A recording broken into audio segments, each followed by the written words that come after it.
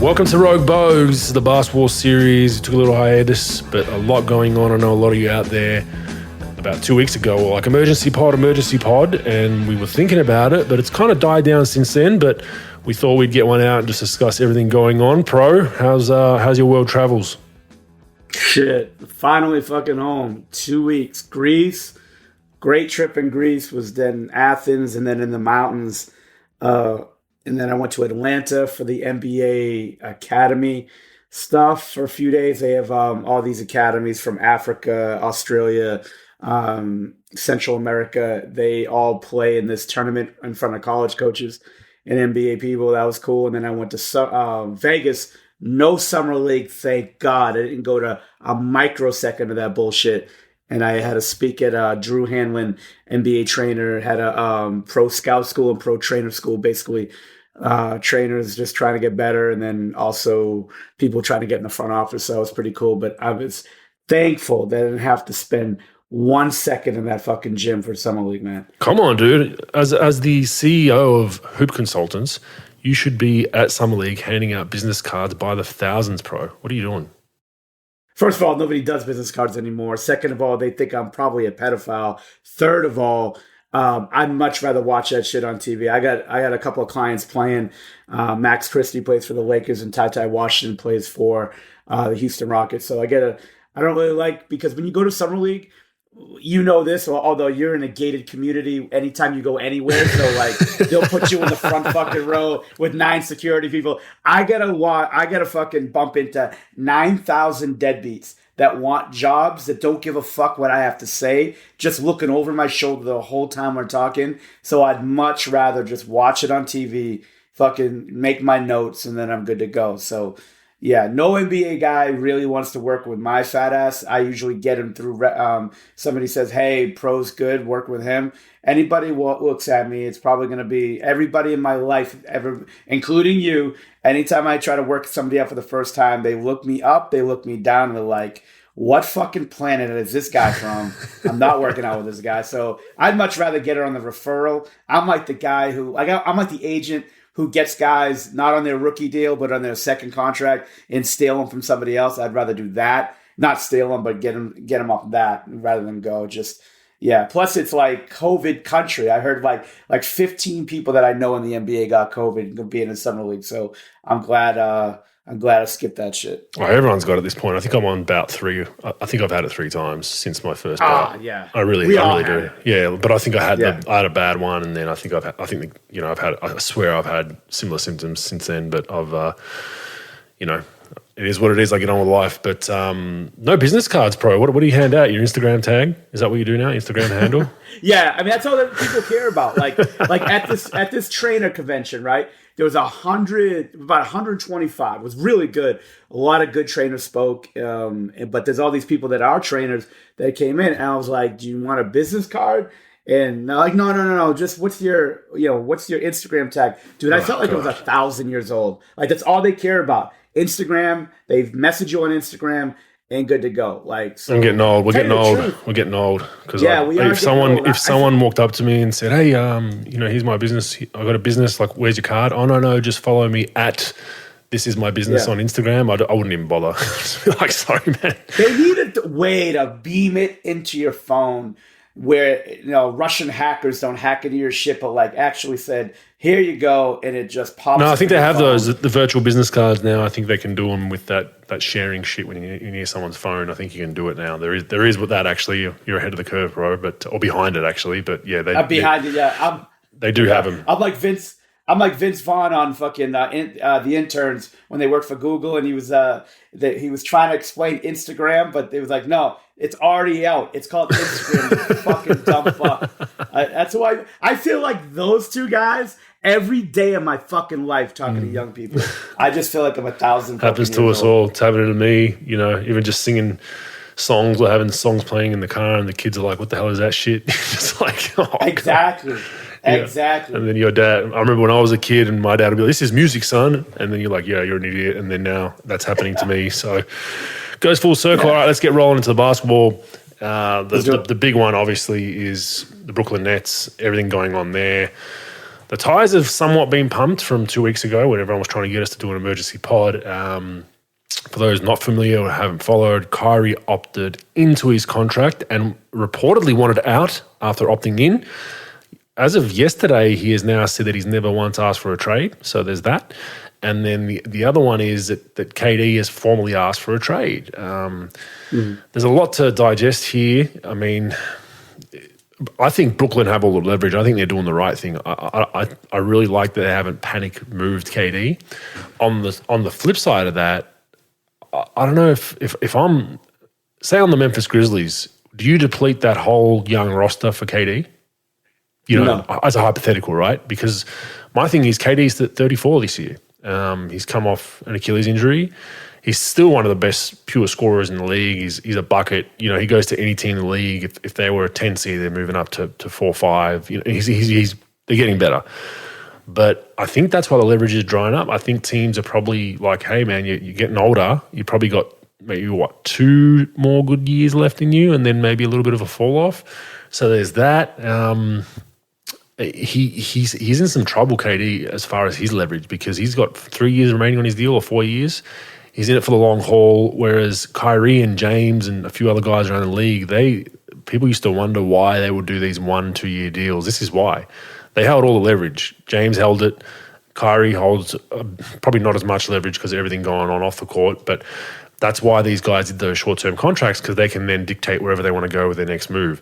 I think where KD's probably messed up is he probably regrets signing that long-term deal now because he's going to – I mean, they could essentially keep him on the roster. But for me, I think if I was a betting man, I don't think he's moved before camp. I really think that Brooklyn have all the leverage. I would not be utterly shocked if this roster remains the same going into training camp, bro. What are your thoughts around that? I do think that, especially in the last few years, Bogues, how many times have we, even before the pod, you and I would talk about stuff like, oh, this guy's definitely getting dealt, all the signs are there, and then, oh, it's definitely happening. And then, if it doesn't happen initially in 3 or 4 days, then it's like, all right, it may not happen, and then it just doesn't happen and dies down. If I'm Brooklyn, if the guy's gonna say, oh, I'm not gonna play, whatever, then you got a problem. But I said this before when they got rid of Harden, it's well, you don't really have to do that if you didn't want to. You could do what you could just sort of, you could try to talk this thing out because you do have these pieces. I don't think that I don't think that's gonna happen. Plus, their asking price. It's a little, I mean, look, I get it. It's a pretty cool move to be able to be all right, 5 picks, 4 players. You're come on, you're literally giving the whole organization for your whole future, right? Yeah, especially if you're a mid-tier young team that has some good assets and picks and a young roster. That's why I just said Memphis out of the blue because they got a lot of young, good guys. Do you take that risk to maybe get a championship in the next year or two? If you don't, you've then lost your whole future path for 5-10 years and you're back in a rebuild once KD retires or moves on. That's a point. Agreed. If the one trade I would do, Bogues, and I would really think about it right now is if I was Boston, I would probably think heavily about Jaylen Brown for Durant. And I'll tell you why, because you don't have to give up your whole team. He's a big part of it. But you pair up Durant and you pair up, Tatum, and then you still have Smart. You traded for Brogdon. Yeah, and Gallo. You've got all those other guys. Yeah, you got Gallo, you got Robert Williams. Horford's still giving you something. Yeah. You're probably gonna have to give up Horford though, somebody else with salary. Yeah, to make the deal work. But if I'm them, I'm thinking about that move. Plus for Brooklyn. You could probably get some picks out of Boston, but you get this young player that, you put him with, you could put him with, hopefully Simmons plays sometime in the next decade, but you put those guys together and at least you got young guys that you don't have to totally rebuild with. You Still got those two.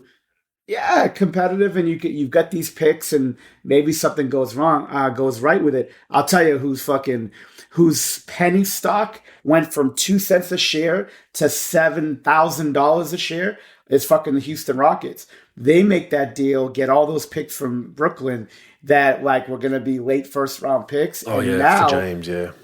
Yeah, now they might be looking at picks that are going to be mid first to lottery to mid lottery, Mm. depending on where Brooklyn goes. So and this is what happens, Bogues, when when you trade in all these future picks. This is what Oklahoma City did with all these pick swaps and picks from Houston, in thinking that if they flip things and they go bad, which they are right now, that they could get all these picks that you think are going to be late picks. Now they turn into lottery picks. That's why when you make these trades, Bogues, you don't do it for a 22, 23 pick, 24 pick. You do it for the 27, 28, 29, because now, like, if they decide a year, 2 years into it, it's not going to work. Everybody forces trades and leaves. Now you get all these higher picks. So, these guys are pretty smart. The NBA is sort of like that. But Big gamble. anyways, Yeah. yeah. I'm not going to do it if I'm Memphis and give up all these other role players, and just to put them with Ja Morant, because you don't know what's going to happen. But if you put them with all the really good role players Boston has, with the Brogdons and the Smarts of the world, and then, I would really think about that, because they could really do some damage in the East with those two guys, plus everybody else that they have. Yeah, I agree with that. Boston can get it done. And just to touch on your point about, does KD not play if they hold on to him? I don't think he's in a position to do that, because, his legacy is important to him, Yep. and we hear him talk about it all the time. Can you imagine if he sat out now? I mean, I don't think he would do that. I think he loves going out there and competing. That's one thing He's a competitor. You can't knock KD. He's going to go out there and compete, no matter what's going on off the floor, social media, this, that. He's going to go out there and compete. I don't think he even takes that risk to do that, because I think he's an upper echelon star. So for him to just take his toys and go home and quit would just absolutely destroy his legacy, in my opinion, right? So I don't think he does that. Would he be happy entirely? He might pout a little bit, but I still think he could go out there and compete. Yeah, I mean, do we rule Phoenix out now, right? With re-signing Aiden, don't we? Yes. That's we do. done and dusted. So I mean, who else is out there? I mean, that's a problem. Like, so a lot of their trading partners that were initially reported have kind of somewhat dried up. It's now just a matter of, I honestly think he's going to stay. I don't know how long for. I just think he's going to be in a Nets uniform when the season starts. Does it maybe happen mid-season? Who knows? But that's the other thing for Brooklyn. I mean, they moved KD. Do you try to? I mean, you can't even really move him for picks only. Kind of what Utah did with Gobert, because you need to match more of that salary. You know what I mean? And the thing is, do you bring back a couple of decent players and then just teeter in that middle of the East again? If you're Brooklyn, then you're going to be in a rebuild sooner than later anyway. They got an aging roster with a few of the guys they've re-signed in Patty and whatnot. So. And then, like you said, the elephant in the room is Ben Simmons. Like, is he going to play? Is he going to be healthy? Is he going to be mentally healthy? Is he going to be the Ben Simmons of old? A lot of question marks. But I'll tell you who I'm looking forward to seeing is Steve Nash. He's going to finally have to coach some basketball, pro. That's definitely going to happen. Because no more big three, essentially.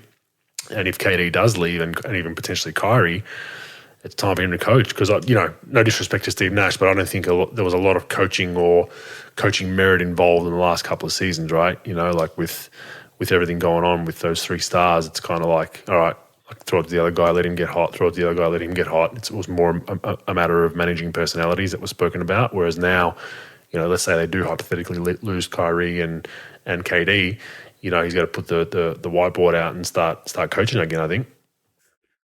Yeah, it's tough, man. When you got James and Kyrie to try to coach. Like, KD, for the most part, I've never heard that he's this tough guy to coach. So, without those two guys now, if they do move both of them, going forward, if they do keep Durant, I think it would be a lot. Hey, look, if he wants to coach, it's the open opportunity to do so. So it'll be cool to see, because I do respect his basketball mind. And, look, I mean, you could have said the same thing about Kerr and some of these other guys that jump into really good rosters now. I'd like to see him, without, because let's be honest, most 90% of NBA coaches, if they don't have any talent, and it's probably higher than that, they're not going to win. I don't care how good of a coach you are. If you don't have talent in this league, you're not going to win. And it'll be interesting seeing him coach and do this stuff. I mean, like you said, it's more managing personalities with when you get talent like that. Now, when you have these guys that you have to direct, it gets a little bit, when you don't have those three superstars to coach, it's a little bit different, getting into that huddle. So yeah, it'll be interesting in what direction they want to go. Like you said, they got all these aging players on their roster. What are you going to do? You're not going to just get picks for Durant. For Kyrie, you're just going to get, two ships passing in the night. You're going to get another like unwanted contract. You're not going to get many assets back for the guy. So it'll be interesting. I think Bogues, like right off the top of my head, I think the only teams that would trade for KD, obviously the Lakers, but they have no assets. So I would say Miami. I would say Boston. I would say Miami, Boston, Toronto. And that's basically it. Maybe the Knicks throw you everything under the kitchen sink, to pair that up. But I doubt New York and Brooklyn make a deal together. But I would say the only real teams that are looking to make a move that have the assets to do it, Miami, centered around Hero. You've got Toronto, centered around Scotty Barnes. And then you've got, that's basically it. Maybe Collins and Atlanta, does a trade around Collins, and Boston does a trade around Brown. Those are the only teams that have assets that you could move, good players you can get back, and then picks. I mean, I don't really see anybody else really giving you the kitchen sink for the for the right to trade for the guys. So that's sort of what I'm seeing. And what's crazy is you look at the Brooklyn Nets roster right now. Like it's if everyone stays and nothing happens, I think they're still got a chance to, do they win the East? But KD, Kyrie, Ben Simmons, Claxton, Mills, Seth, Joe Harris, it's a pretty good roster, man. When you look at it that way, and they pick up a few veteran minimum role players or something along those lines at a deadline, they could still potentially compete with for a championship with this roster, in my opinion. I don't think that's past out of reality. That's what's crazy about this. We're talking about somewhat blowing up their roster and what do they do, but you look at it and you're like, man, it's a pretty good. Some teams would, kill for that roster, right? So, it'd be interesting to see if it just ran back as is with not too many changes, and they just made a few tweaks, and they just kind of. Steve Nash has some come to Jesus meetings. Their personalities get all on the same level, and they the whole league is against us. We can't do it. Blah blah blah. Remember the Titans a few times, and then they go out and maybe get to a conference finals or a championship. It's definitely possible. It's just funny because we're talking about a team that can go down to the doldrums to a semi rebuild that's somewhat competitive to middle of the East. It's still got a championship roster, in my opinion. Okay, yeah, people were flaky on Kyrie, Ben Simmons, big question mark. But I would argue even if Simmons doesn't play and you got KD, Kyrie with that roster, it's still a competitive roster in the East. Who else? All right, you got Milwaukee and Boston. Philly? Are you still sold on Philly? I don't know if I am. Atlanta? Yeah, I mean, Philly, look, Philly's going to be good. Boston's going to be good. Milwaukee's going to be good. Miami's going to be good. Those are the four. Look, for once, I want an NBA team just to say, besides Miami and a couple other teams, I want to say to the media, fuck off. We're not going to listen to, we need to trade them yesterday. We're not going to read social media. We're not going to be, that's not going to be dictated. You meet with those guys and you say, look, we could really win with this roster. And I think, in my opinion, they do need Ben. They could compete with those two guys, plus Curry, plus Cam Thomas, Mills, Harris, and those guys. But you basically say, look, we could compete with this roster. We've got, basketball IQ with Simmons and Irving. We've got scoring with Irving and Durant. Curry's a good scorer. We've got good scoring off the bench with Mills and Thomas, and Harris can make shots. We could compete with can protect the rim. Yeah. Yep. Yeah. So let's pump the brakes a little bit, see what deals you're going to get, realistic, and what you're going to do. Because remember, you could be wandering around the fucking desert with a 3-legged camel if you fucking make the wrong deal and you just wipe this thing out, because picks aren't guaranteed. You don't know how you're going to draft. You don't know what's going to be available to you. Cap room's so fucking overrated because nobody wants to go to a team that can't win. So no one's going to want to go there. So, I sort of like what they got. they got rid of one of the issues with with Harden. Now they've got a decent roster. I mean, they had a good one with obviously a really good one with them, but now they get rid of him. Fine. You get Simmons. Hopefully they could, fucking play. Like I said, in the next decade. Hopefully next year he could play.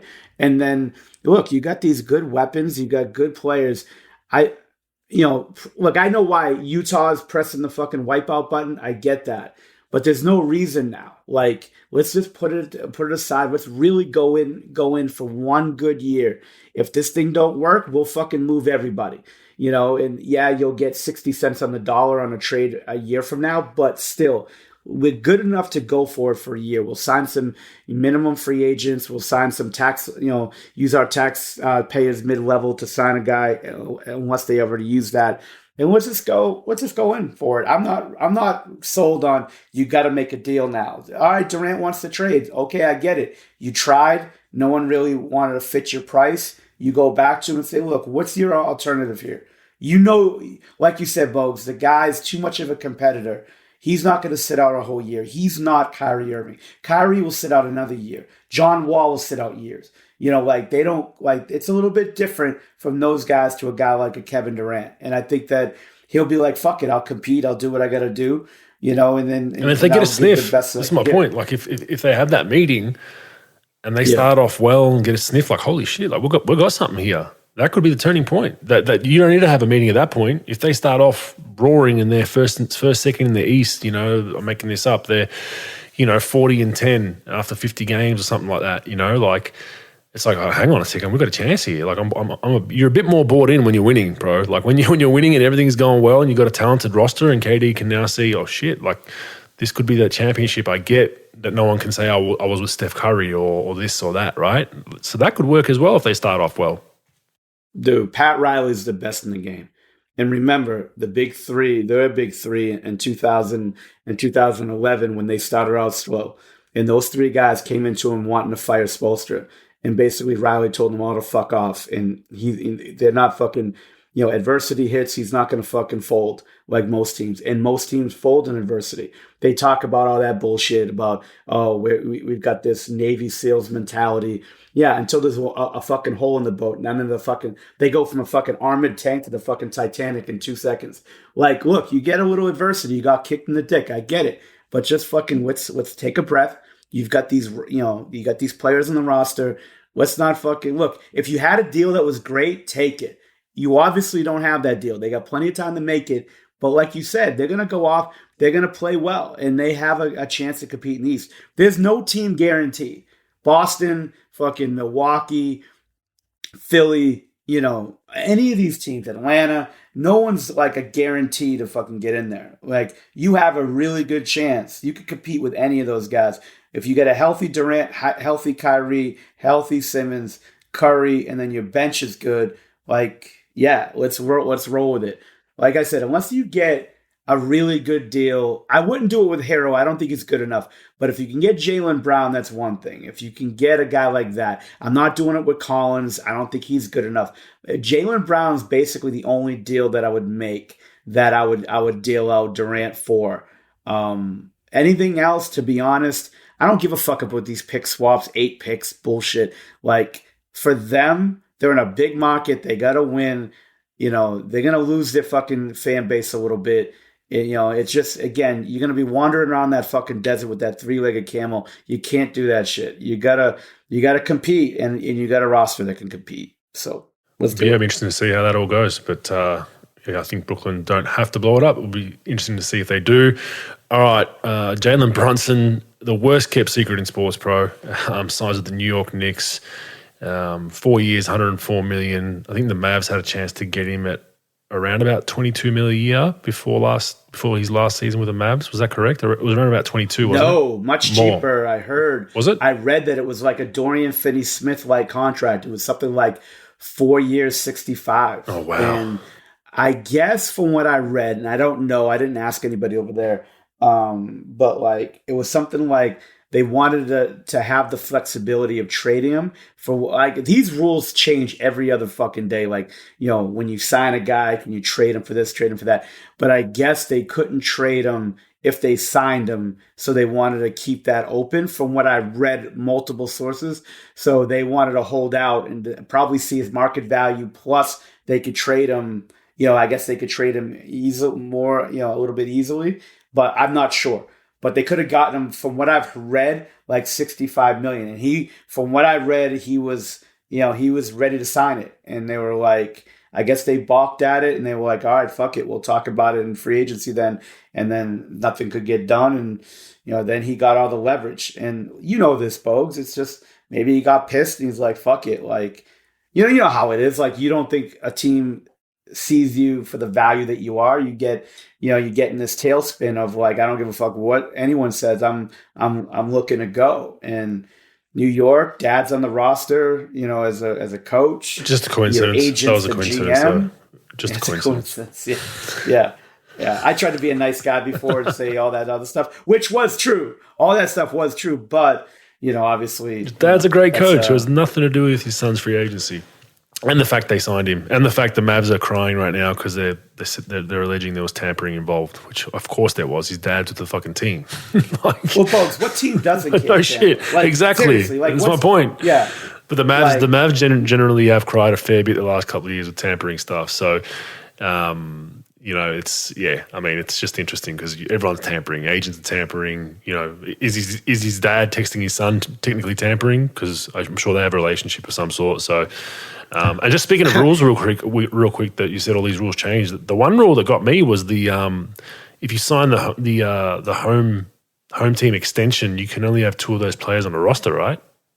Something like that, yeah. Like I guess in a trade, you can't absorb another guy that's signed his home team max, rookie team max deal, right? You can't then trade or an offer sheet, or an offer sheet. So that was the issue with Aiden and Simmons and all that kind of stuff, right? Yeah, I agree. Yeah. No, sorry, it was Bam. It was Bam. It was Bam? No, yeah, it was Bam. I don't know if it's I don't think you have to be in there in the same year, like your same year draft. No, it's not the same year. Yeah. So basically, because Bam signed a home team rookie extension with his home team, with his first team, obviously. Ben did it with Philly. Ben's contract was moved to Brooklyn. Brooklyn couldn't do a deal with Miami because of that Bam scenario. You can't. Simmons would have to be in that deal in a 3-way to get him off the roster. So basically, you can't have Simmons and Bam on the same roster. That's an insane rule. Like, it doesn't even make sense to me. Why would they do that? I don't understand. What's it protecting? It's one of the most silliest rules that I didn't even know it existed until I was reading some of these trade proposals, and I was like, why? What does that change? Bro, I mean, you let all these guys sign on one team if you like, and you're okay with that, but you can't absorb 2 guys on a rookie. Like it shouldn't matter if the money works and you get the deal to work financially. I have no idea. I don't know what the advantage is, and I thought it was really fucking strange. But again, people think that they go on like. You go on Trade Checker and all that stuff in ESPN, you could just make deals easy. It's not that easy. You get all these complicated rules. That's why, the ESPN guys, Bobby Marks, that guy is worth his weight in gold. He's probably underpaid by half compared to what, he knows, because you got all these rules. It's like the book's like 1,000 fucking pages that you got to read that, has all these rules and stipulations of the cap.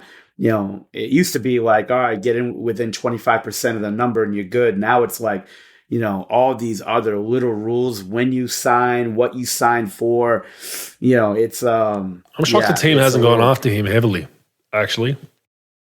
Bobby Marks is really good. I don't really care if you want him running it as far as making trades. Just in your front office, though. Franchise. Oh, I would pay him $1 million flat minimum, because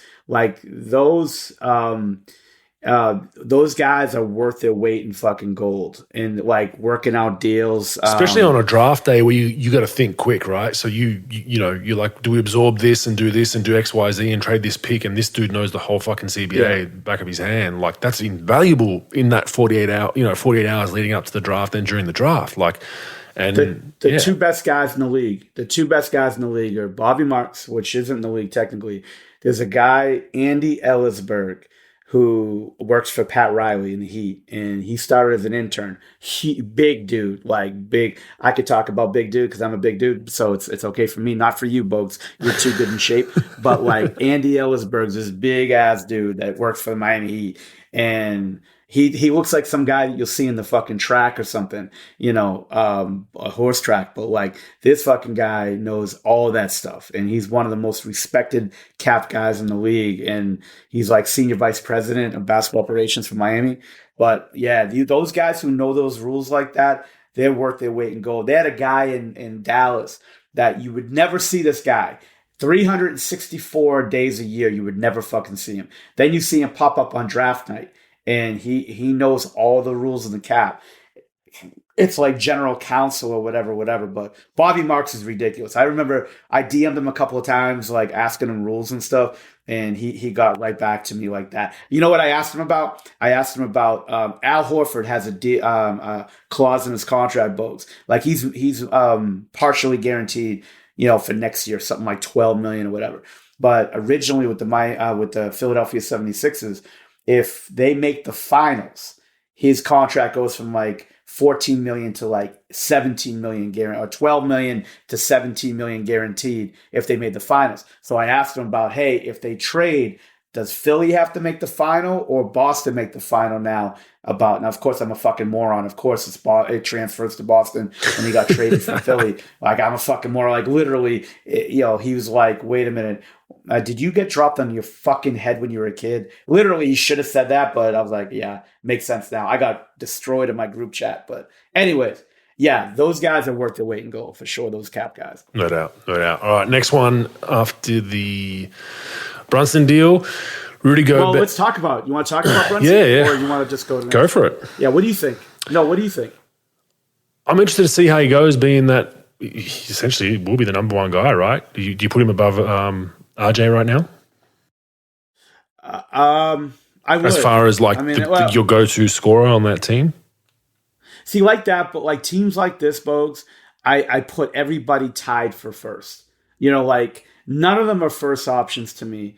Like RJ's good in what he does. Like he's a big god that could penetrate, get to the basket. He's trying to work on his shot. He's a good player athlete.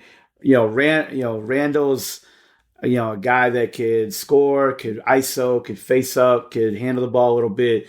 Brunson's a guy that needs to play off of other guys. He can make shots. He could drive it. Does he though? Because we haven't seen. Essentially with Luka there were times where it was in his hands a lot. But I think could he be that guy with a high usage rate? Do you think? You don't think he can do that? I think it's going to be really tough to carry a team that has average talent. It's really tough in that league. When you're playing off of really good players, and look, it's no disrespect at all. Like, it just is what it is in the league. You've seen the league enough. I've seen it enough. Like, when you're playing off of great players, it's a lot different than now when you're the number one guy. Now, they've got a little bit of talent there, and they got a really good coach. But now when you're the guy and no one's really doubling off a lot of guys, like, I don't know if Barrett's going to get how many doubles he's going to get off, where it's going to be like, all right, rotate out of the double, give it to Brunson, he can go. So like if you're the main guy and people are game planning towards you, a little bit different, in my opinion. Yeah, I agree with that. That's what I'm asking. Do you think he's capable of being that guy? Or I mean, it's something we haven't really seen for a pro. Like we saw stints when Luka was hurt and he did pretty well, but like we've all said, that was 2 or 3 game stints, 5 game stints. Whereas now it's essentially him and RJ to carry that scoring load. Okay, Randall's in there as well, but I'm interested to see if he can be that guy. I think that's the next step for his progression in his career. But yeah, it's definitely easier said than done, especially when you everyone was scheming for Luka and whatnot, and you can come in off the bench at times and just run amok. But it will be interesting. Yeah, I agree with that. I totally agree. All right, so off to the Rudy Gobert deal. So Rudy Gobert was basically traded for any future the Wolves had beyond this squad worth of picks.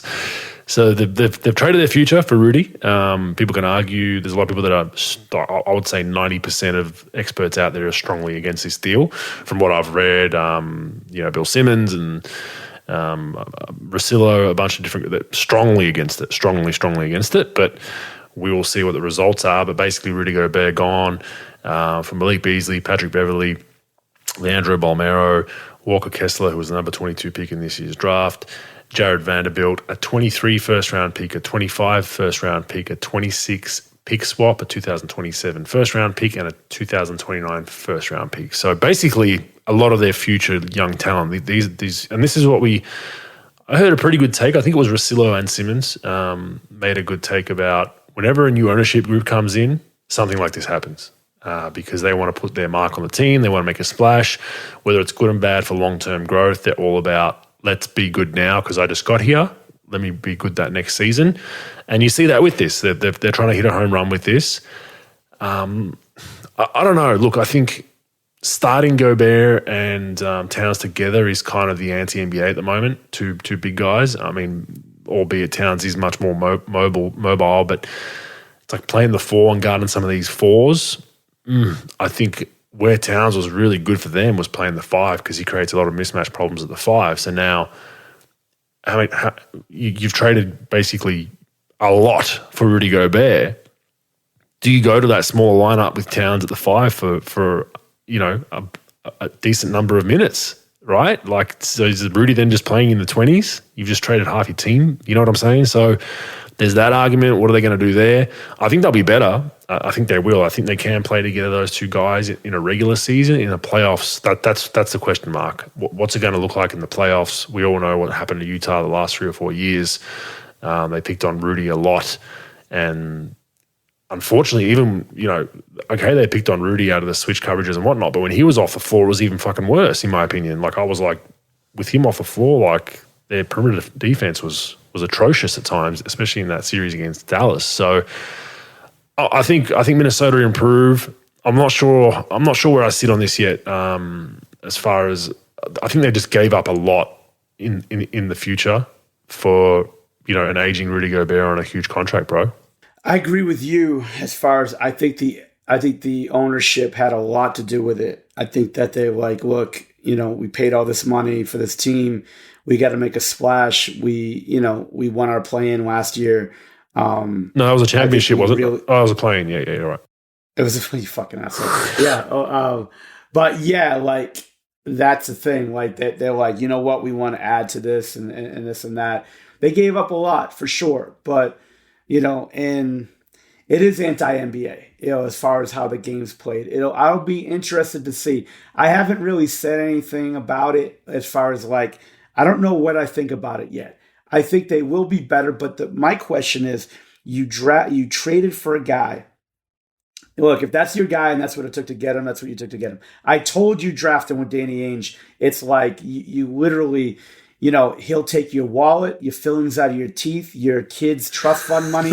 He will take everything from you in a trade. It's ridiculous. The guy's the best trader I've ever seen, and he won't make a trade unless he gets almost everything he wants. And, obviously he's proven that in the past. My thing is, like, you traded for a guy that can't get into a game. He can't finish a game in the playoffs past first round, in the last 2 years, basically.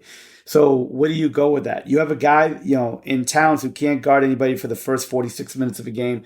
And then you traded for a guy that you can't play in the last 2 or 3 minutes of a game. So I don't know where you're going with that.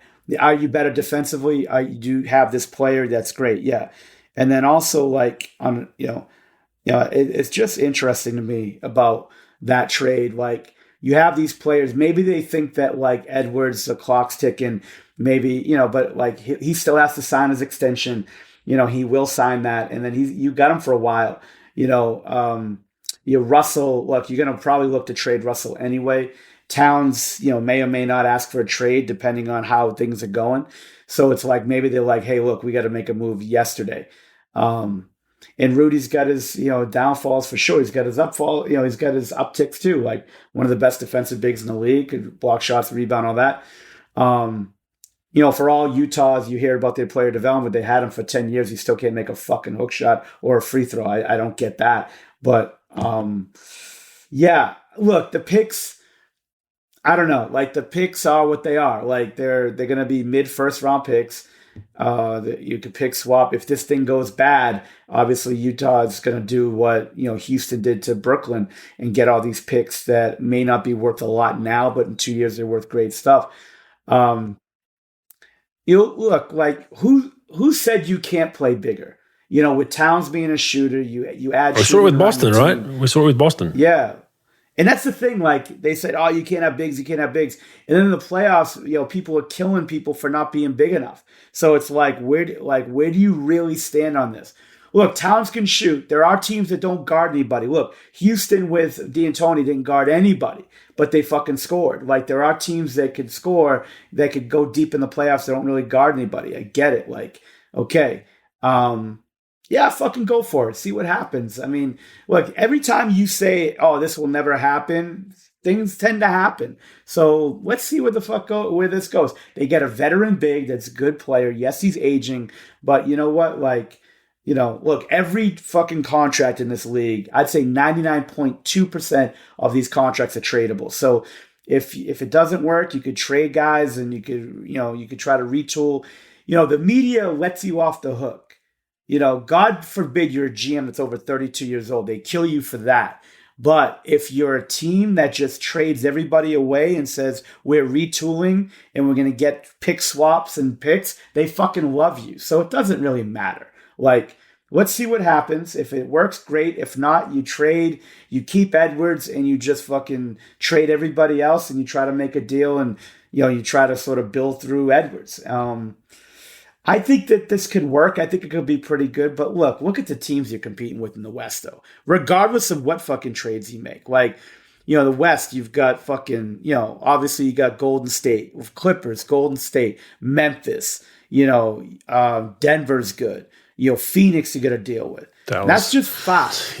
Yeah. And then Dallas is good. And then you got Dallas who's good. Oklahoma City's the young. New Orleans is coming up. Yeah. Yep. New Orleans is better than fucking Oklahoma City right now. Like, you've got guys. You've got a lot of fucking guys here. So it's interesting. And I think Minnesota probably make this deal too, knowing that full well they're never going to have a chance to get in front of a guy like that in free agency, probably. Like maybe, but like they're not going to go out and get a star or like when Rudy was a free agent, when he signed his big extension with the first time, I guess, there's a lot of teams that were knocking on the door. They would have been knocking on the door if he was unrestricted, right? So I think this is a move we wouldn't get a big name like this in free agency necessarily. We'd be a second, third, fourth option and probably had something to do with it. But yeah, I'm interested to see how it works. I think it's non-traditional on today's analytical way of playing and structuring a roster. But let's see if it works. We know, like you said, you make a valid point. Towns is, he's. I think he's a big man version of what Tatum was a couple of years ago, in my opinion, where he can be better defensively. He just doesn't bring it defensively because he's so good offensively. Whereas I think Tatum took a big step this season doing that. Like he finally realized I need to be average, if not a little bit above average, for us to be a finals team to defensively. And he was. Credit to him. He was sensational. He really grew defensively, and I hope he grows again next season and becomes a talking point defensively. But that's where I think Towns is as a big. I think that's why they brought in Rudy. It's a glaring hole. They're like, shit, we need someone to protect the paint a little bit better. And Towns is capable of it. Like, he's very, very athletic. He's long enough. He moves well. Like, he can be a better defender. He just needs a coach that demands it from him. If he just gets to an average level and they've got Rudy back there, they'll make a splash. So I'm looking forward to seeing how that goes. But definitely a lot to give up future-wise. But who knows? Those future picks could be bombs anyway. That's the thing with some of these future picks. You might not have a good draft. There might not be a good draft that year. There might not be. You might fall to a shitty number and lose out on the top 3 or 4 guys. So, I guess trying to win now for these owners is important, and we'll see. We'll look back with hindsight in about 6 months and evaluate where they're at. Donovan Mitchell, pro. If he ends up in Miami, did the Jazz let the wolf in the hen house? That's my question, pro. If he ends up in Miami, did the Jazz let the wolf in the house? With D Wade. Yeah, with D Wade. So obviously D Wade was brought to Utah to help, mentor Donovan and all that. If he ends up in Miami, it would be hilarious. But I've got a friend of mine's a real big Miami fan, and I was talking to him about it, and he was saying that he said, no way Danny Ainge will do a deal with Pat Riley. They hate each other. And then also said that D Wade still has a bit of kind of pushback on Miami about not being able to get ownership there. So maybe that makes sense too. But it would be interesting. I mean, Donovan's gone, in my opinion, bro. It's just a matter of where. I think Utah goes full rebuild, obviously, with Ainge there. And like you said, he's going to wait for the right deal. New York's rumoured. I don't know how that works with Brunson. That'd be interesting. But yeah, what you think? You think Mitchell's on the Utah Jazz roster by the end of this season? Oh no, I don't think he's on. I don't think he's on the roster by the end of like next month. I think they're going to actively look to trade him. I do, and it depends on what who wants to give up what. I know Danny Ainge is a huge fan of Tyler Hero. Huge fan. Wanted to draft him. Wanted to trade up to get him, and got screwed out of him in draft day by Miami. So I do know that that's a big thing. I know that those guys don't love each other, obviously, but look, Miami needs stars, they need scoring, and he needs a player. Business is business. So, yeah, I do agree with that. I think he's going to be gone. I think he's going to be gone within 2 months. I do. Mm-hmm. Yeah, I'm interested to see where he ends up. But yeah, Utah's gone the full rebuild, which is a shame. Though, I wouldn't say they were close, but they had a solid team for so long. They just couldn't get over the hump, and albeit stuck in a conference with Golden State and Dallas and some of these teams that are just so good. It's just, I mean, that's the reality and harshness of this business. Second round max, and that was it. That's all they had to show from that roster. That was a pretty good roster when you looked at it from start to finish, with a great coach and a great fan base. So hopefully they'll bounce back, but they're in a full rebuild. We spoke about it briefly earlier, but Gallinari and Brogdon at Boston, I love this move. I think it is exactly what they needed. We spoke about it during the finals, that Boston, their bench was just not great. I mean, Derek White was probably their only shining light throughout the playoffs, and then he dried up late in that finals. And you felt like when Derek White didn't have a good game and a good punch off the bench, they just didn't have enough. So I like this. It brings, Gallo's a seasoned veteran, can get to the free throw line, really good at drawing fouls, can shoot the three ball. And Brogdon, obviously an injury history, so there's a bit of risk there, but I think this is a risk they had to take, and I like this shoring up there. I think they've got better, and there's not many teams, championship teams, that can, get two good players like this and further better themselves. And I think they've done a great job with these two pickups, bro. Yeah, I totally agree. I mean, when you make these deals, first of all, when you make the Brogdon deal and you gave away nothing, literally nothing. I think what did they give up, a pick or something? But the players are all stretched out and they're all gone. And then you get Gallo in free agency, and you basically add to your roster without really giving away anything. You didn't lose anybody. So the Pacers got, sorry to cut you off, Pacers got Daniel Theis, Aaron Nesmith, Malik Fitz, Juwan Morgan, Nick Stauskas, and a 23 first-round pick. So essentially a pick, and Theis and the other guys are, Stauskas has already been waived, and a few role players. So yeah, you're right, not much. No, that's basically what it's literally like, it's literally like money laundering in the NBA. You basically get off a deal, they give you a bunch of garbage and a pick back, and that's basically what you did the pick for. That I love this deal for Boston. I think it's great. And then Indiana gets up Brogdon, and they were able to make a deal for trying to get an offer sheet for Ayton. So I like it. I like it for both teams. Mm-hmm. And obviously Gallinari too. So good for them. All right. So a few Australian contingent. Joe Ingles signs in Milwaukee for a 1-year deal. Reportedly should be healthy by December or January. I think this is a great pickup for Milwaukee.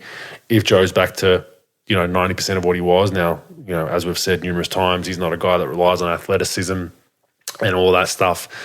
So I think he'll come back just fine. Feet set 3-point shooter that shoots it in the 40s. You're not leaving him another floor spacer for Giannis. Can play out of the pick and roll. We will see him and Giannis at times in the pick and roll, I believe. High basketball IQ and long enough to be a competent defender at the other end, just with his basketball IQ. So I like that pickup. Kind of obviously losing DiVincenzo, they needed some more shooting, and a seasoned veteran like this, albeit coming back from an injury, is a bit of a risk there for Milwaukee if he comes back right. But I think he'll be healthy by January, and it'll be a big plus for Milwaukee. So I'm not sure what you think about that. I don't know I don't really know what deeper into it, Bogues. What do you think about it? I just like it from the point of view that there's a risk there because he could come back at 60% of what he was, and then if he's not moving well, he's not going to play. If he can't move and slide his feet and guard, he's not playing. He was a very solid defender for Utah. We give him a lot of shit. Looks like an accountant or a lawyer, but he's got a high basketball IQ. He's very good at getting deflections. Not overly athletic, but just plays the right way.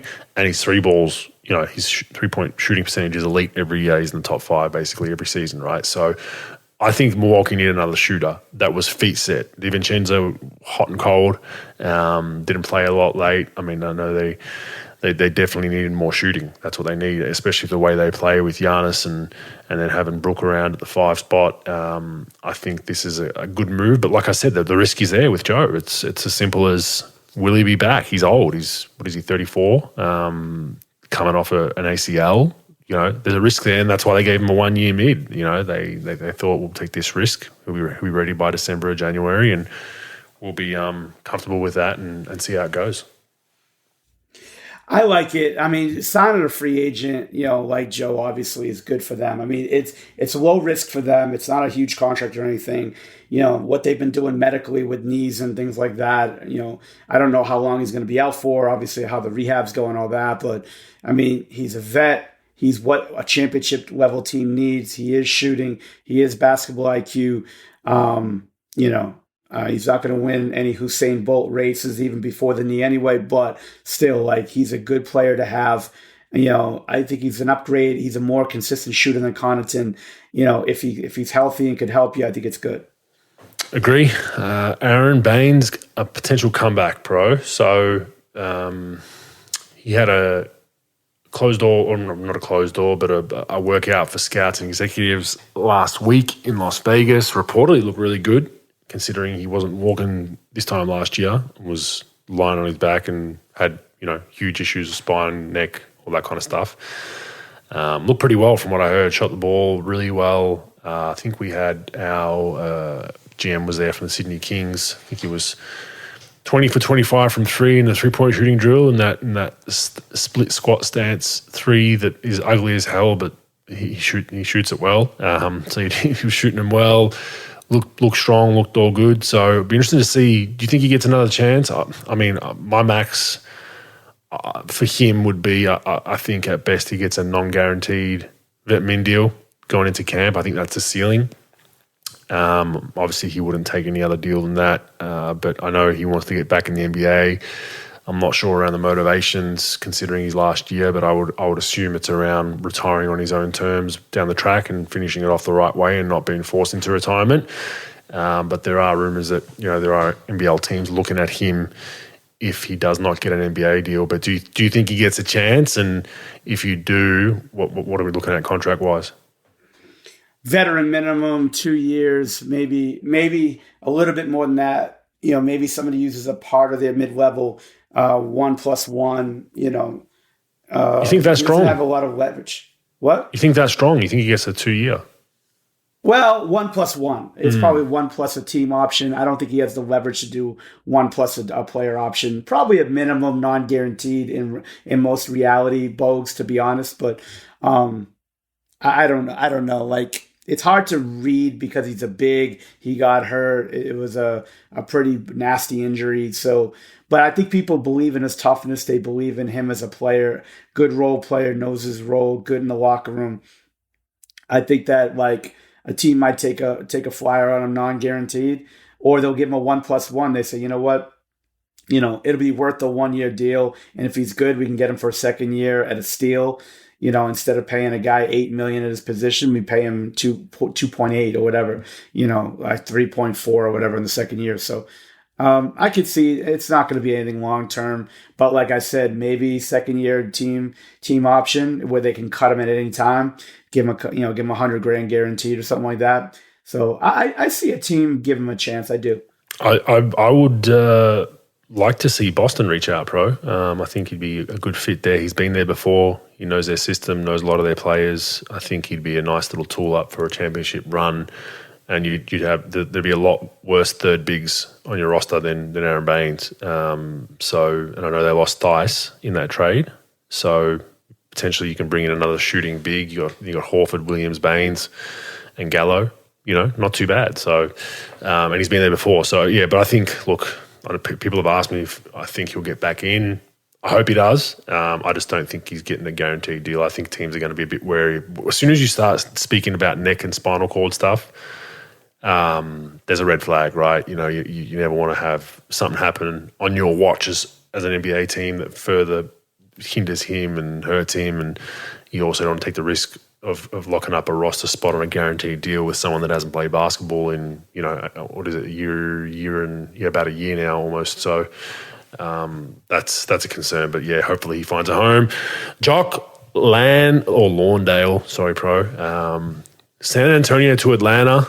And off to sunny Phoenix. So he got moved in to Atlanta. He kind of let us know that was going to happen. We tried to, just talk him off the ledge a little bit, old Jock, but no, he was all right. And then ends up in Phoenix, which was great. I think it's a good spot for him. Hopefully, do you think he's found a little home there for this season, pro, or you think they'll potentially make, especially with this KD stuff now drying up? That was my one concern, was as soon as poor old Jock got traded there, and then the KD thing came out, and Phoenix was rumored, I was like, he could potentially be a throw-in again. At the bottom of that trade list, and I don't think that's going to happen now. But do you think he's found a home for the season in Phoenix? You never know with this fucking NBA, Bogues. Like, everybody lies. Nobody tells the fucking truth. And, you never really could read things because trades could happen, moves could happen. You got to clear space. You got to clear roster spots. You just never know. I think he does. I think he's a shooting big. I think, like Saric has been hurt. Like he hasn't really been able to really contribute the way he could. I think that, I think Jock really brings it every day. I think his shooting's getting, better as far as his range and things. Obviously he's smart. He plays hard. His hairdo still fucking sucks, but he's still, a good fucking egg. But, I think he's a solid pro. I think he's a guy that he's a young developing player, even though he's a little up in age, for a developmental player. But like I think he showed a little bit of growth last year. He showed a little bit of resilience and things. Went down to the D League, did well, and then had some good games for San Antonio. I think that if I'm them, I'm saying, yeah, fuck it.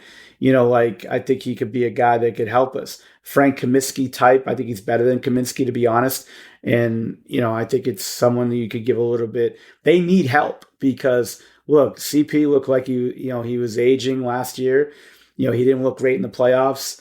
You got Booker, you got Ayton, you've got Bridges. I think you just got to continue to get these little pieces that could do small things, make shots, set screens.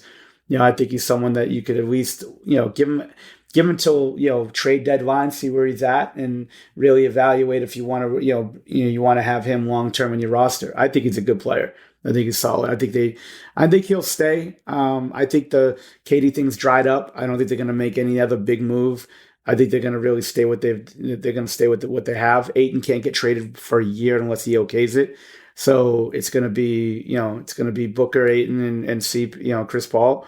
And then in Bridges, and then just everybody else battling for that fifth option, sixth option, seventh option. I think he's got a chance. Yeah, and he runs the floor really hard and has a three ball. So whenever you put someone like that next to Chris Paul, if he does get some minutes of Chris Paul, he'll get a few easy, cheap buckets. It's just a matter of making them. So Chris Paul will get him a few feet set wide open threes, a few transition runouts. It's a matter of Jock just finishing those off and earning some minutes. So be interested to see, but I'm glad he's on a good team. He'll be on, I think he'll be out there a bit more now as well. Like if he does play well on a good team, I think that'll help his brand and his leverage, or not brand, I hate using that word, help his leverage as a player to hopefully get a long-term deal in the NBA. His brand, I got €100 I caught myself. Can I buy his brand for him? I caught myself. Yeah. Not good, Bogues. Russell Westbrook deal. This is a weird one, bro. Have you followed this with the agent? With that Fouché, yeah. I just saw that last night that they parted ways. I didn't read into it, but So yeah, this is the first time, I could be wrong, but this is one of the first times I've seen an agent release a statement after they parted ways. Usually it's just like the media reaches out to said agent, hey, we want to talk to your guy, or I no longer work with him, we've moved on, or he's no longer with the agency. It's as simple as that, right? Or they just delete him off the website. So Westbrook's former agent, Thad Foucher, basically put out a whole statement about, differences they couldn't agree to, blah, blah, blah. But then also gave recommendations of what he thinks should happen with Russell Westbrook. Just like, what the fuck? Just saying, I love it. If you're going to trade him, you better give this up. If you're going to do, and it's just like, for those that want to read about it, it's online. ESPN did an article about it. I've just never seen an agent put out a statement like this and actually go to the media and do a write up about it, and then also give his feedback on what should happen with his client. Really, really strange, bro. I don't know. I don't know what your thoughts are on it, but I mean, it's a crazy world, but shit. To me, it's like what's happened in the whole world. Everybody thinks people give a fuck, and they don't. Everybody thinks they're like a normal people. Forget about fucking players and agents and like really people that make a lot of money. Everyone thinks that like they're in a fucking press conference every day because there's bullshit fucking social media. So they got to put out fucking statements on everything, right? I don't know what the fuck should happen. I don't know what happened between them. He's probably, maybe Westbrook was a little, again, I'm not going to speak on it because I don't really know. I'm just going to guess. Like maybe Westbrook was, frustrated at him that he couldn't find someone else, for this deal. He couldn't find a team to make a deal. It is what it is. Look, to me, with the whole Westbrook thing, there's no like buddy against Westbrook. He's not a bad person, not a bad player. It's just like he's an inefficient player who could really score, but he's not efficient. He can't really shoot. And like he's obviously getting banged up a little bit because of ages coming in. He's on a team with another guy that dominates the ball that doesn't want anybody dribbling more than 2 times. So it's really fucking hard for him to do what he needs to do. Plus, he's not good enough to be your focal point, but he needs to handle the ball like a focal point player. But like he thinks the world's against him. No, the world's against every player that doesn't live up to a superstar status anymore. Once you get dropped a little bit, everybody fucking hates you. Everybody who loved you and said you should be the next logo on the fucking NBA logo will fucking stab you in the back and throw you off the fucking cliff because you're not producing anymore. He's not producing at a high level anymore. It is what it is. And that's it. And he's probably looking for somebody to blame, or why is this happening? Because it's the first time he really had to face a lot of adversity and a long fucking time in this league.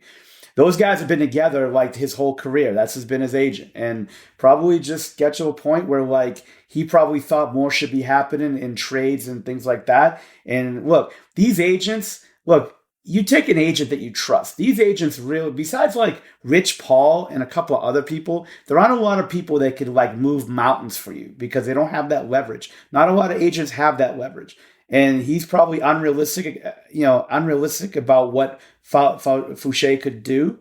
And Fouché maybe just fucking tired of dealing with it and just said, fuck it, we got to go because I can't make these moves anymore. You're at the end of your career. Nobody really wants you like that anymore. You're going to be a throw-in and you're going to be a 4th option or a 3rd and a half option wherever the fuck you go. And he probably doesn't want to hear that. And maybe Fouché doesn't want to tell him that. But that's sort of the reality of it. Because I hear all this shit, I read all this shit about everybody's against Westbrook or whatever, or like Westbrook sucks or this or that.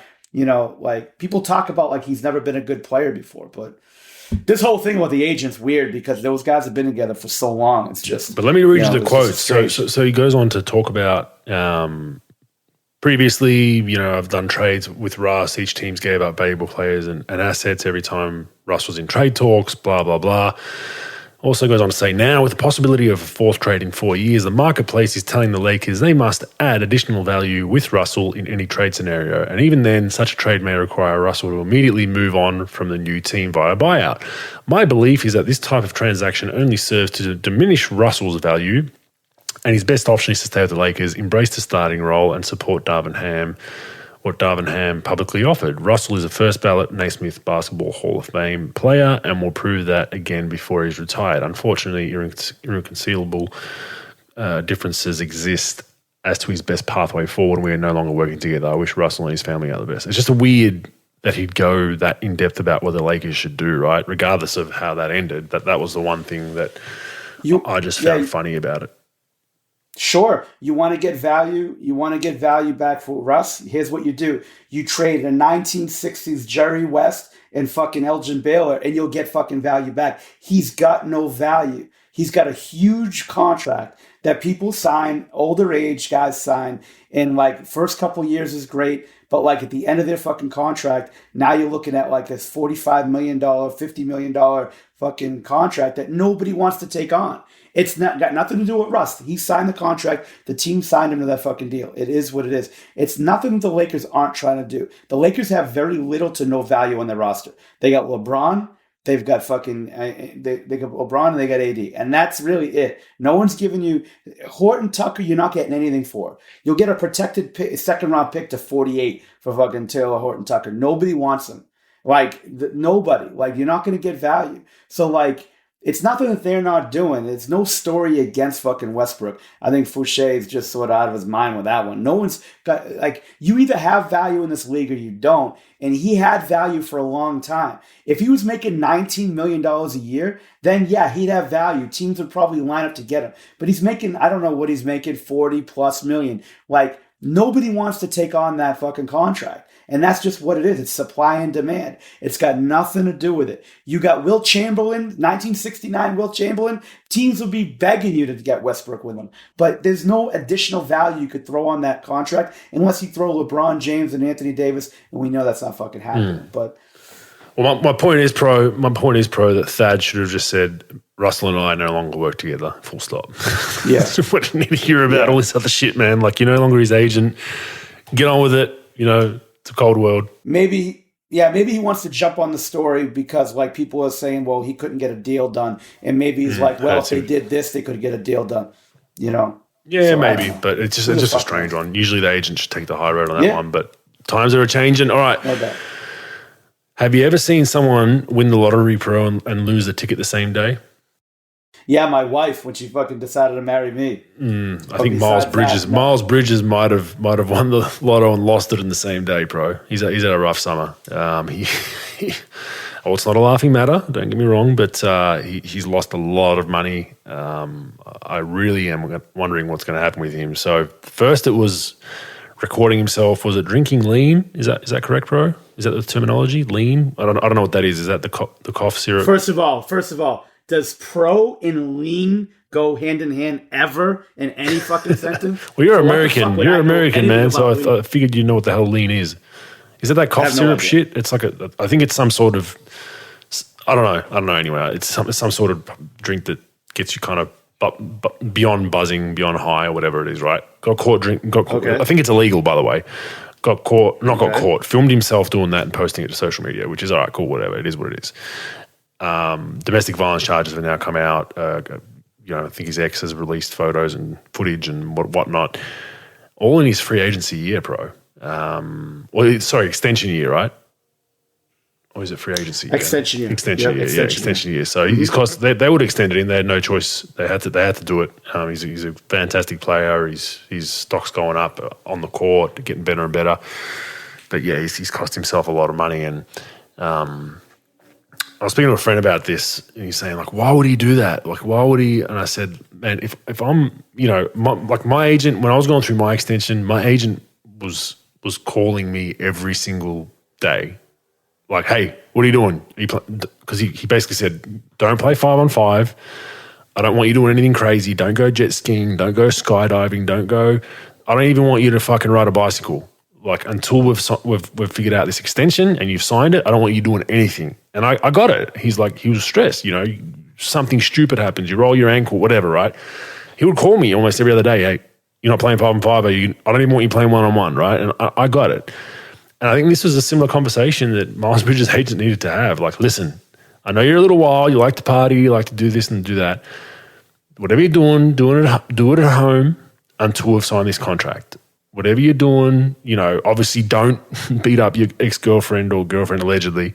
Don't do that. Don't post drinking lean. Don't go out. I would even argue don't go out partying and being wild. Don't go do all that. Just lock it up until we've put pen to paper.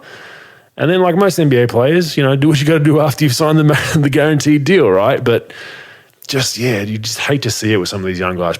Look, I still think he'll make some decent money going forward, but he's lost out on a lot of it, and especially with that public perception, whether guilty or not, with domestic violence, as soon as that's attached to your name, whether you're guilty or not, it's very hard to come back from that. Folks, I feel very strongly about this subject. This is, to me, it's like it's worse than drug issue. It's worse than, any really big time thing a player can do to wreck their careers. And there's no excuse for this. None, zero, zilch.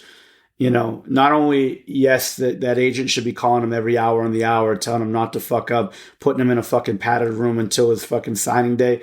But but just to put hands on a woman is disgusting in my opinion. And if I was the league, I'd ban him for like 4 years, 2 years, for 3 years. I'd ban him. There's no, with all these women's rights that everybody's standing up for these days, now you're going to let this go and you're going to let someone sign this guy. We all know it could be, most likely it's not made up or anything like that, but everybody's innocent until proven guilty.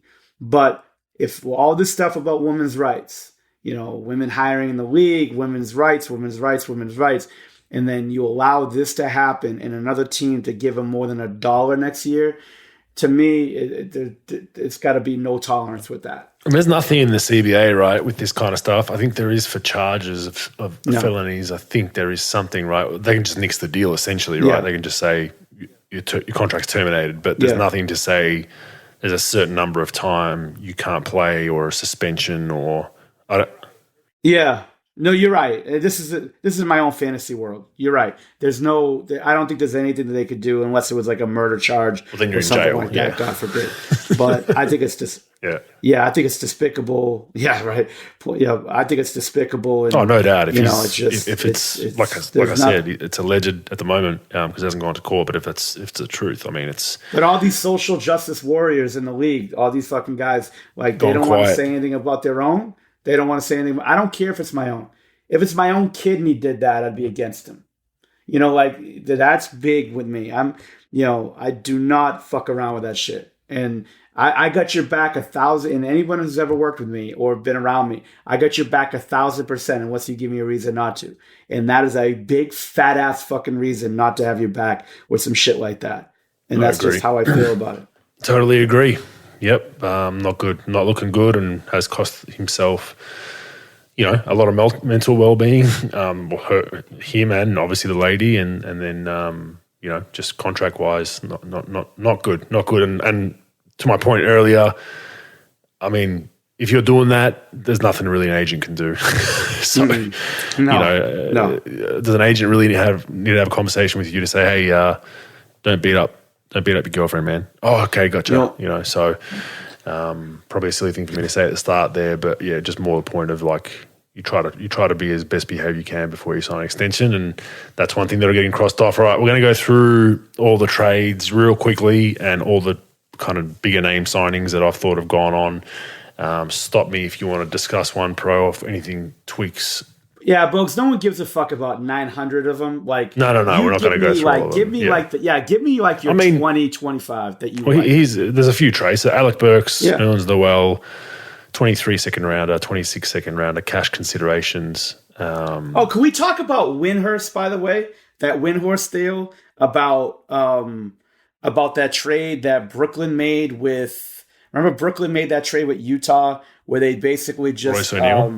Royce O'Neal, and then he made it sound like it was like a fucking, it was like a fucking like mystery movie or novel that Utah was His up to hands and something. fingers were going all over the place. Yeah, first of all, it's fucking hilarious. But like, that's how the media gets you. Like, it's so clickbaitish. Like, they're up to something for sure. Yeah, he's up to something. A player that's not gonna fucking help him. He's gonna take about 11 million off his fucking payroll, and he's gonna get a pick in return. That's all that was. And fucking, he made it sound like it was a James Bond fucking episode where there was a fucking terrorist bombing that's going to happen, for God's sakes. No, it was a salary dump. Get him off my fucking books. We got a pick in return, and let's fucking move forward. He is fucking hilarious, though. Just looking at him, without even trying to be. But yeah, he is. That was pretty funny, actually. So people can watch that. But there's the memes. It's popped up on memes everywhere. But he's kind of body language and all through it, and just went on this rant that fucking went nowhere. It was just like everyone was like, nowhere. "What?" Clickbait, clickbait. It's like it's fucking unbelievable. Good. But back to the deal, bro. That was a decent. Sure. I don't understand this too much for the Knicks. Just clearing cap space, basically. They got back Nikola Radicevic in a 25 second rounder, but they gave up. I thought Burks was okay for him last season, up and down. Noel was okay. I guess Mitchell Robinson's going to take all those minutes, but I mean, what's the point of this deal?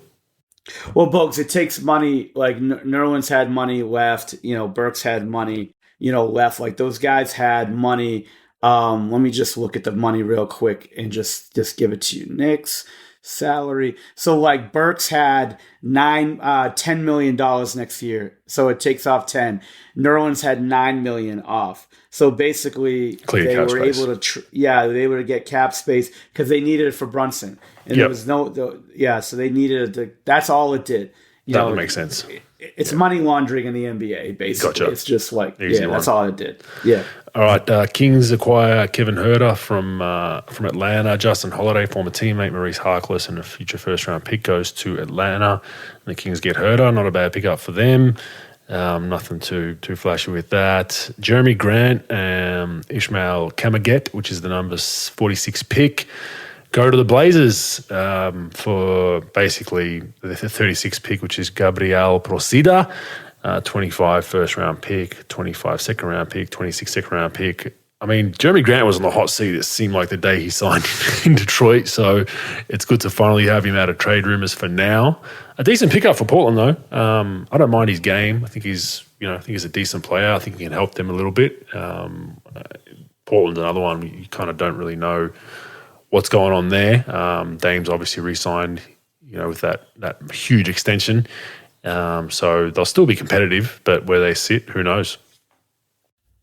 Yeah, I think that Portland needed to make a deal. Like, if they extended Lillard and they needed to get guys with them and they needed to get anything they could get with them.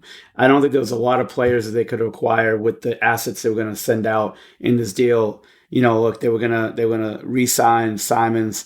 So they're going to have Dame. They obviously lost McCollum earlier in the year. You needed something. I think we talked about this. I think it was a fact or fake news that if Grant was going to get dealt on draft day or what have you. But look, they needed another player. Grant's not a great player by any stretch. He's probably a fourth option, on a really good team, maybe a third option.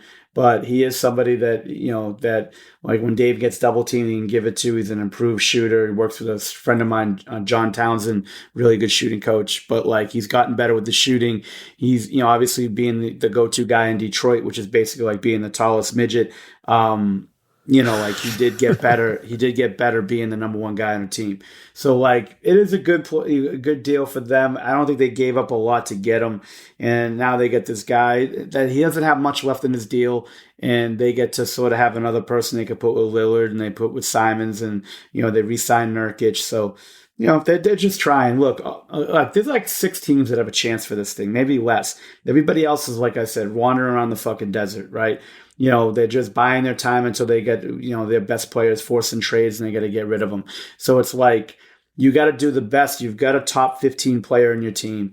You got to make him happy. He obviously wants to stay there. He stayed there with all the thick and thin, and a lot of it was thin throughout his time there. And you got to make him happy the best you can and add some talent around him. And that's what they did. They tried to do.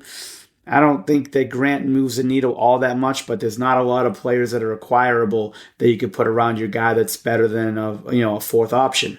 So they got a decent player in exchange and see what happens. Yeah, for Detroit, it keeps them younger, gives them more picks, and then obviously moves Cunningham to that number one role exclusively for the most part. So that's kind of where they're going. The Nuggets get Kentavious Caldwell-Pope and Ish Smith, and the Wizards get Monte Morris and Will Barton. Much of a muchness deal, in my opinion. I mean, who won, who lost that trade? What is it? It's very, very, very similar in my opinion with that one, Pro. I don't think we have to get too much into that one, but I'm not sure if you have any other thoughts with that. But yeah, does it move the needle for either team? Probably not. Nah, it doesn't really. I thought Barton was good for them. I thought Barton was really good. I liked him. Yeah, and you like. I'm not a huge Caldwell Pope guy. He's okay. I think Barton could do more for you. Maybe they thought that Caldwell Pope was more of a defender. I don't know. They extended him for a couple of years, so they probably have they saw some type of value in the guy. But Denver gets back Ish Smith and Caldwell Pope. I mean, it's like rearranging the deck chairs of the Titanic. It's just it doesn't really matter. Yeah, as you said. So we'll go forward. And then the Jock Landale deal was initially DeJounte Murray. Jock Landale went to the Hawks. Spurs got Gallinari, who they then waived or bought out. A 23 first-round pick, a 25 first-round pick, a pick swap in 26, and a 27 first-round pick. So the Spurs are building war chest again to get all those picks and draft a bunch of international players, I'd assume. But DeJounte Murray going to Atlanta. Interesting one. Murray's a high usage guy, or he was in as much as you can be in San Antonio, because no one's really a high usage guy in that system. But he likes the ball in his hands, triple double guy every night. But Trae Young's that scoring point guard with the ball in his hands. So I'd be interested to see what they do there, who they have playing off the ball more. What are your thoughts there? Bogues. Yeah, I mean, they've been sort of in it once they've lost Duncan officially, even though Duncan didn't really help them all that much the last year. They were able to move that roster in San Antonio around those, Ginobili, Parker, and Duncan, and Ginobili and Duncan at the end pretty seamlessly and sort of get some things going. They haven't really had much success since they lost those guys, officially, and they're trying these young guys, they're giving them contracts, they're not working, so you just go, look, they like Keldon Johnson, like I've said before on the pod. They like Josh Primo, the young kid they have. Those are the guys they really liked, and they wanted to build around. They liked Murray, but they probably not enough to give him the contract that he wanted. So they probably tried to get as many, assets they could for him. So they're in it too. Like, look, they got all these young players. They got to figure out what they're going to do with them. They drafted really, they had multiple first round picks in this year's draft. So, look, I think Murray's a good player. I don't see what everybody else saw in Murray, but I think he's a decent player. Look, it adds a little bit more talent to Trae Young and those guys. And, I don't know. Like I said, I'm not a huge fan, but he's a good player. He puts up numbers. It just is what it is. Yeah, I agree. It's going to be interesting to see how they go on a 1-2 punch, but that's basically all the trades. Let's go transactions real quick. Let's go through kind of the bigger names that either re-signed or moved on. Obviously, Gallinari went to the Celtics. Hartenstein going to New York. Decent pickup for them as a backup big. Obviously losing Noel in that trade.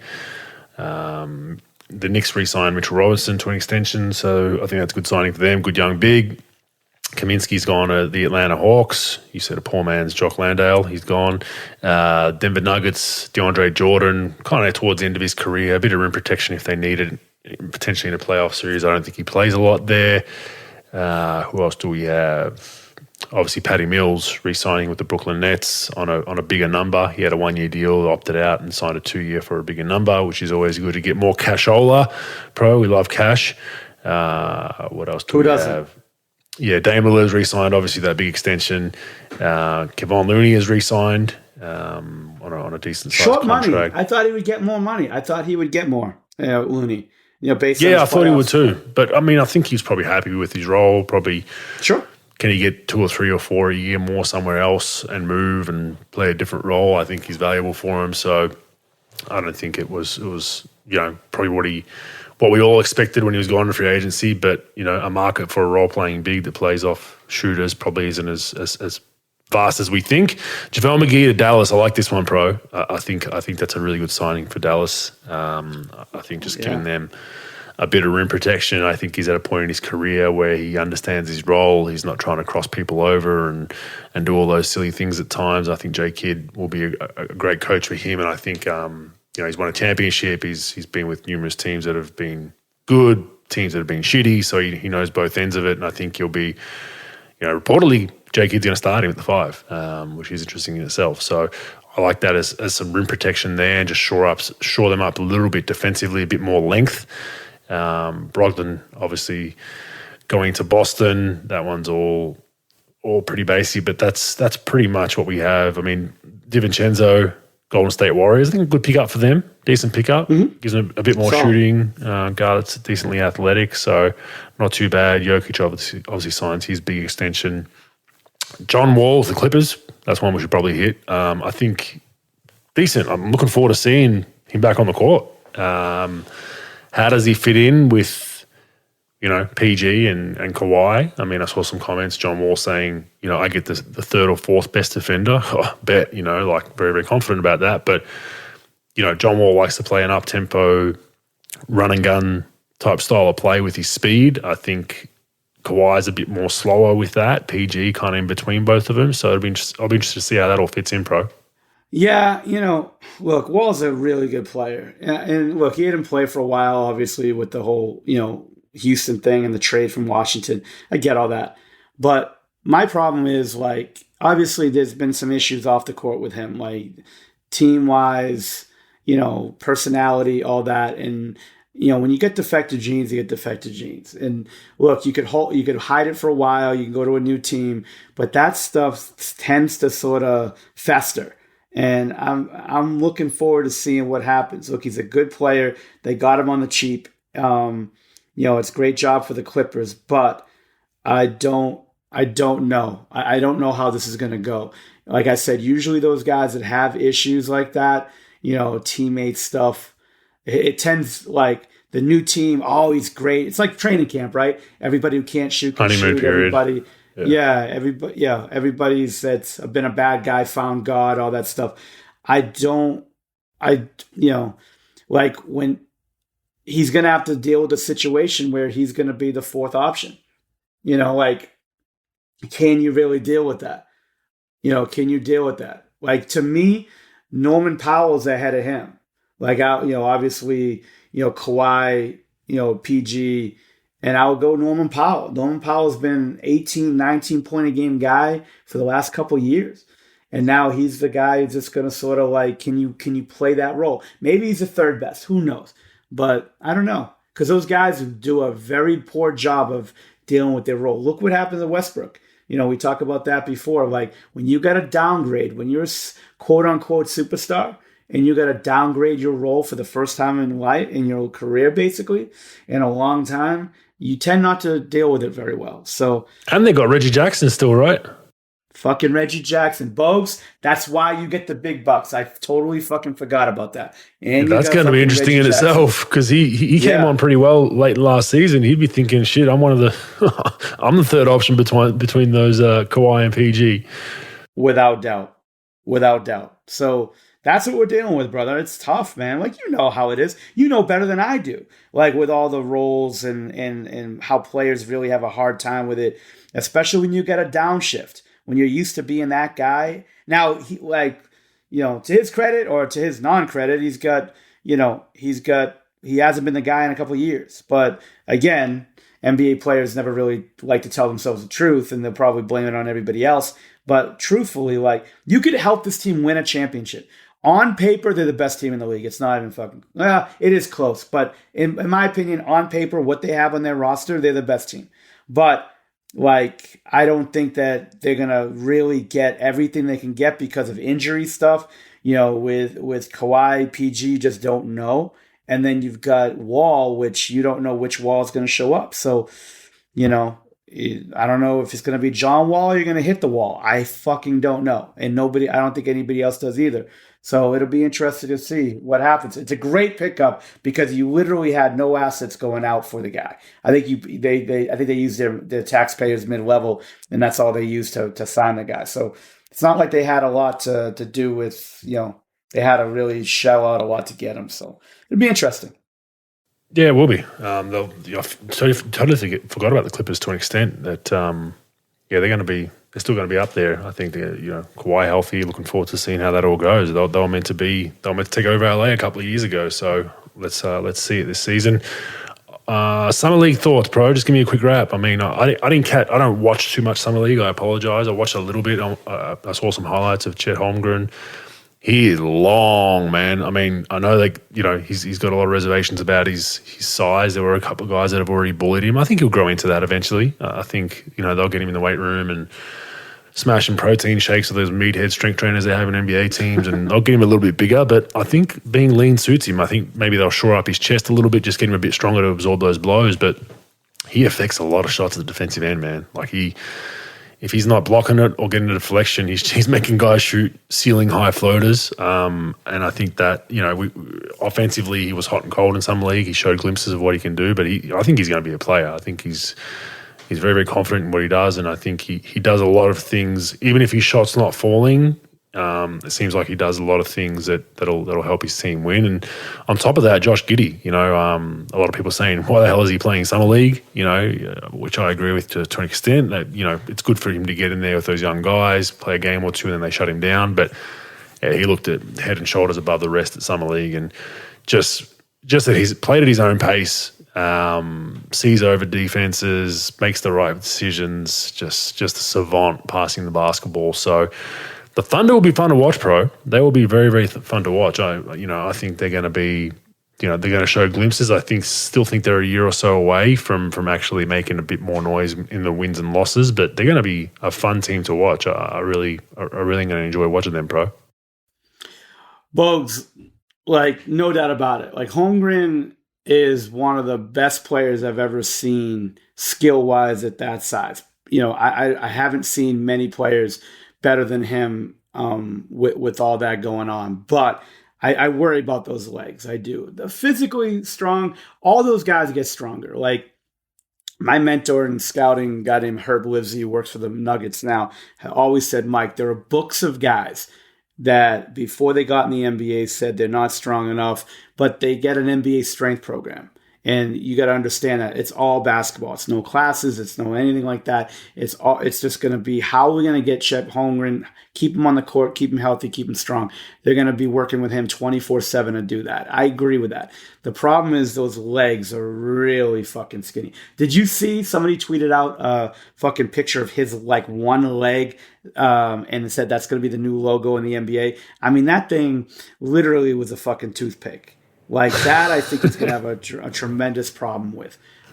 His skill level, being able to shoot it off the dribble, take you off the dribble, face up, score in the post, block shots, all that. That's the big thing. But the legs thing, it's the same thing with Porzingis. I told any player any of my clients that were playing Dallas or playing Porzingis, say, look, don't try to fucking block shot. Don't try to go up on him when he's facing you up. Defensively, when he's squared to you, you got to take his you got to go into him and you got to go low and take him out. Legally, of course, but when you go into him, you got to you got to back him down. You got to hit him in his legs like that, and then he'll go back because he's strong up top but not on bottom. And that with Holmgren, I think he's going to really struggle with just the physicality night in and night out. It might not be every day, whatever. I'm not talking he's Sam Bowie or anything, but those legs to me are very scary. But his skill level is off the charts. Now, everything else, Giddey, he's a fucking star of Summer League. Paolo Banchero, obviously, number one pick, Orlando Magic did great. Jabari Smith played well. Holmgren played well. But to me, Giddey was the star. Yeah, on one end, you could say, well, why is he playing Summer League, blah, blah, blah. Yeah, I get all that. But, it doesn't matter. Fighters fight, in my opinion. If you're, he's second year in the league. If he wants to play Summer League, let him fucking play Summer League. And that's just sort of where we're at. But the guy, him and Shai Gilgeous-Alexander, and like those guys together, those two guys, those three together are going to be really hard to stop. Now they don't have enough. They're some time away without question, but I think that they've got a really good young group of players. And let's not forget, like they still got Dort, in the lineup. And I know that foreign kid, I can't pronounce his name, Pokeski, whatever the fuck his name is. Poku, he hasn't done a lot, and he might be a dud. Yeah, but he still has time. He's still decent. But now when he's not going to be a focal point, third best player, fourth best player, now when you get that guy down to the fifth best player, and you've got those four guys in front, you get something going. Plus, they've got 10,343 picks in the next three drafts. So, like, they get plenty of time to get more players, and they got plenty of cap room to be able to make moves. So, like I said, Sam Presti's one of the best GMs in the league. I think he'll find a way. If he's not the best, he's second best. And, they'll just keep building the roster from brick by brick. I think I sort of like what I see. But Summer League, look, Bogues, to me, Summer League is a complete bullshit. It's complete hype. Like everybody is on pins and needles around Summer League. Oh, this is the best. This guy's the best. This guy's the best. This guy's the best.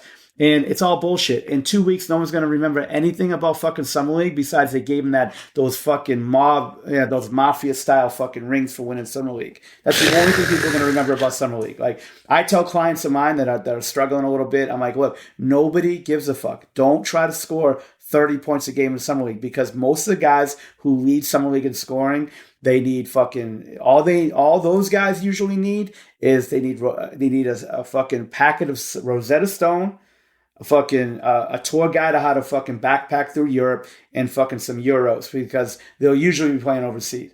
You got to play a role. Everybody thinks everybody's the greatest thing since sliced bread. They don't understand 80% of the people who play in the NBA and the NBA Summer League, maybe even more, are not NBA players. They'll never be on NBA rosters. So, it's good to see. I like it, but like it's a hype machine, because in a week, 2 weeks, no one's going to remember this. Everybody's going to be worried about training camp, what's going to be happening with that. Then you go from training camp, then you go for preseason, and then into the season. It's just everything's in blocks in the NBA.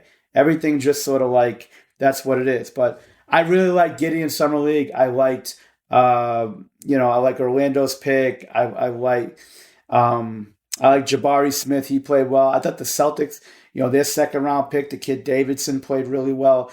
I didn't watch a ton of Summer League. I just watched Ty Washington played well for the Houston Rockets, but like I didn't watch a ton of it. I watched my clients play, and I watched a couple other games. But Summer League is what it is. Like I said, it's a good starting point. It's good to build on. But besides, how about those fucking championship rings? I've got my ring from Kobe. Like, it's the size of that. Now, it's not worth that much. It's probably like Cortex or where the fuck other fucking fake fucking diamond they got. But like, it is a big ass fucking ring. Like, it's bigger than the Miami Heat championship ring. They put it like side by side with each other, and it's a big ass fucking ring. It just diminishes. Just diminish. It is, but it diminishes. I think give them something else, like the ring's the pinnacle, right? Give those guys $10,000. Give them $10,000 each. All those guys, mostly, they don't get paid.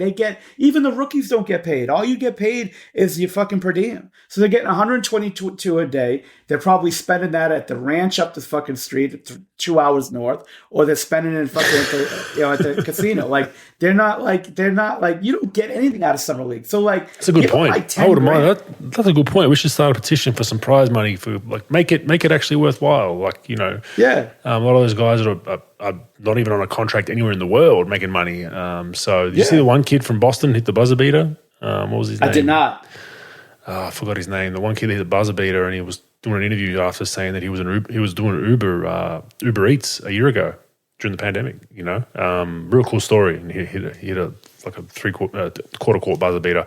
But yeah, to your point, like give him some money. Yeah, or just don't give him a ring. It diminishes what a championship ring is, in my opinion. I think give him a medal or a trophy or something, not a fucking championship ring. Bogues, this thing, it was started by Warren Ligari, right? Like, it was started by him about 20 years ago. And The thing was, it was a little thing in Summer League. Like Vegas Summer League back in the early 2000s was just this little thing. Had a few teams in it, 6 teams, whatever. In Boston, Danny Ainge ran, it started a little bit before Ainge, but he had the Boston Summer League. We had like 16 teams in it.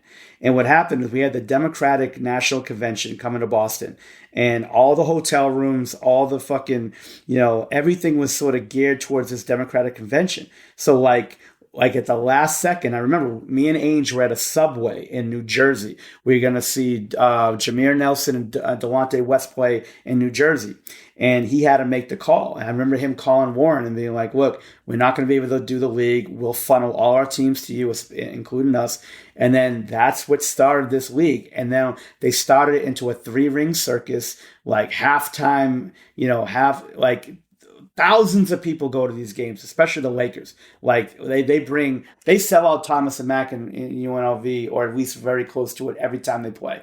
So they got all these people going. They make millions of dollars. First of all, like each team, I don't know how they do it, but each team usually pays about 15 to 20 grand to play the game. So like you get that fee. Then you get all these fucking tickets, which are expensive as fuck to go to. You get sponsorship, you get tickets, you get all this media going, you get a million conventions that are around the Summer League that people go to and pay. I mean, it attributes to millions and millions of dollars now. It used to be this little thing that they made a little bit of money on. Now it's just like, that's the best ticket in town. Everybody goes, all these NBA players and these celebrities sit courtside, media, social media, all this stuff, podcasts, everything. Now the rings, to tell you the truth, that's just part of it. You know what I'm saying? Like that's part of the 3-ring circus, because it, besides like NBA playoffs, like it's like probably one of the top 5 or 6 things the NBA does throughout the year. It's way more popular than fucking the D League times 10. As far as off season too, yeah, off season from the main league, spring training maybe baseball, but that's not really a no. I don't think so. I don't think so. This thing's ridiculous. Like it's ridiculous. There's so many people. 10K a player to win. I'm up for 25 grand. 25 grand. Every non-NBA player that doesn't have an NBA deal, 25,000. If you win it, 25,000 if you win it. Without I like question. it. That's what I get. Yeah. Like it, bro. You're bringing shit to the pod. This after a little refresh, you got 2 or 3 weeks. You're bringing things. It's fucking great. You know, I was in the mountains. I was yodeling in the mountains of Greece.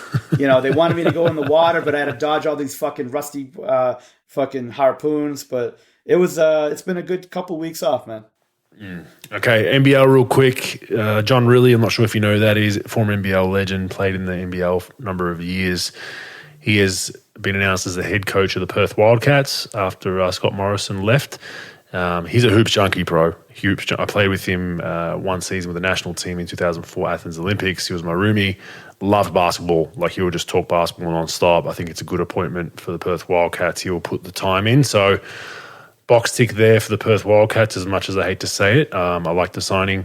Derek Walton Jr. has signed with the Sydney Kings. Huge signing for us. We thought he was a really fringe NBA guy. Probably you could do worse on an NBA roster, in my opinion, with your 13, 14, 15, but we know how that goes with 2 ways and young guys in development now. So he's been unfortunately kind of just timed out of the league, and we were fortunate enough to pick him up. He had some Euro offers as well, but he chose the Sydney Kings, so big for us. And there are rumours that we've signed someone else, which will be announced later today when the podcast will drop tomorrow. Later today, so I'll leave that with you all. But a former defensive powerhouse, a defender from the Illawarra Hawks down south. He was there a couple of seasons ago and we managed to get him. He'll be huge, but that'll be announced later today. You can find that name yourself. Melbourne United might be in a world of hope, bro. Matthew Dellavedova, I believe Matthew Dellavedova has been considered to sign with the Sacramento Kings. I heard that. Mike Brown, those guys. He played. Mike Brown loves him. He was with Mike Brown in Cleveland. When I believe he was there when was he there when he infamously earned that roster spot, or after? I can't remember who was coaching when he went in as a non-guaranteed camp invite and took a roster spot. I don't know if Mike Brown was the coach then or if he came in after. But anyway, It was 2013 because that was my first draft with the Mavericks. We worked them out. I know. So 2013, 2014 is when he entered the league. I think Mike Brown was there. I want to say, but I'm not sure. So it was his rookie year. So he would have been the one that made a decision on bringing Daly in because he had a great camp of picking up full court and doing all that. So there's that relationship, and I have a feeling they might bring him in. They need someone that's a pro every day. I mean, Harrison Barnes is that guy as well, but it'll help to have another guy like that in their locker room with a young group. So it would not surprise me. And then the other one is Jack White. I don't know if you caught any of him at Summer League Pro, but he played for the Denver Nuggets. He was at Duke for 4 years, if you remember him. Australian guy, but just an intangibles guy. Like, does everything well, really good defender. Can play point forward, can pass a ball, can play multiple positions. The question mark for him was a 3-ball.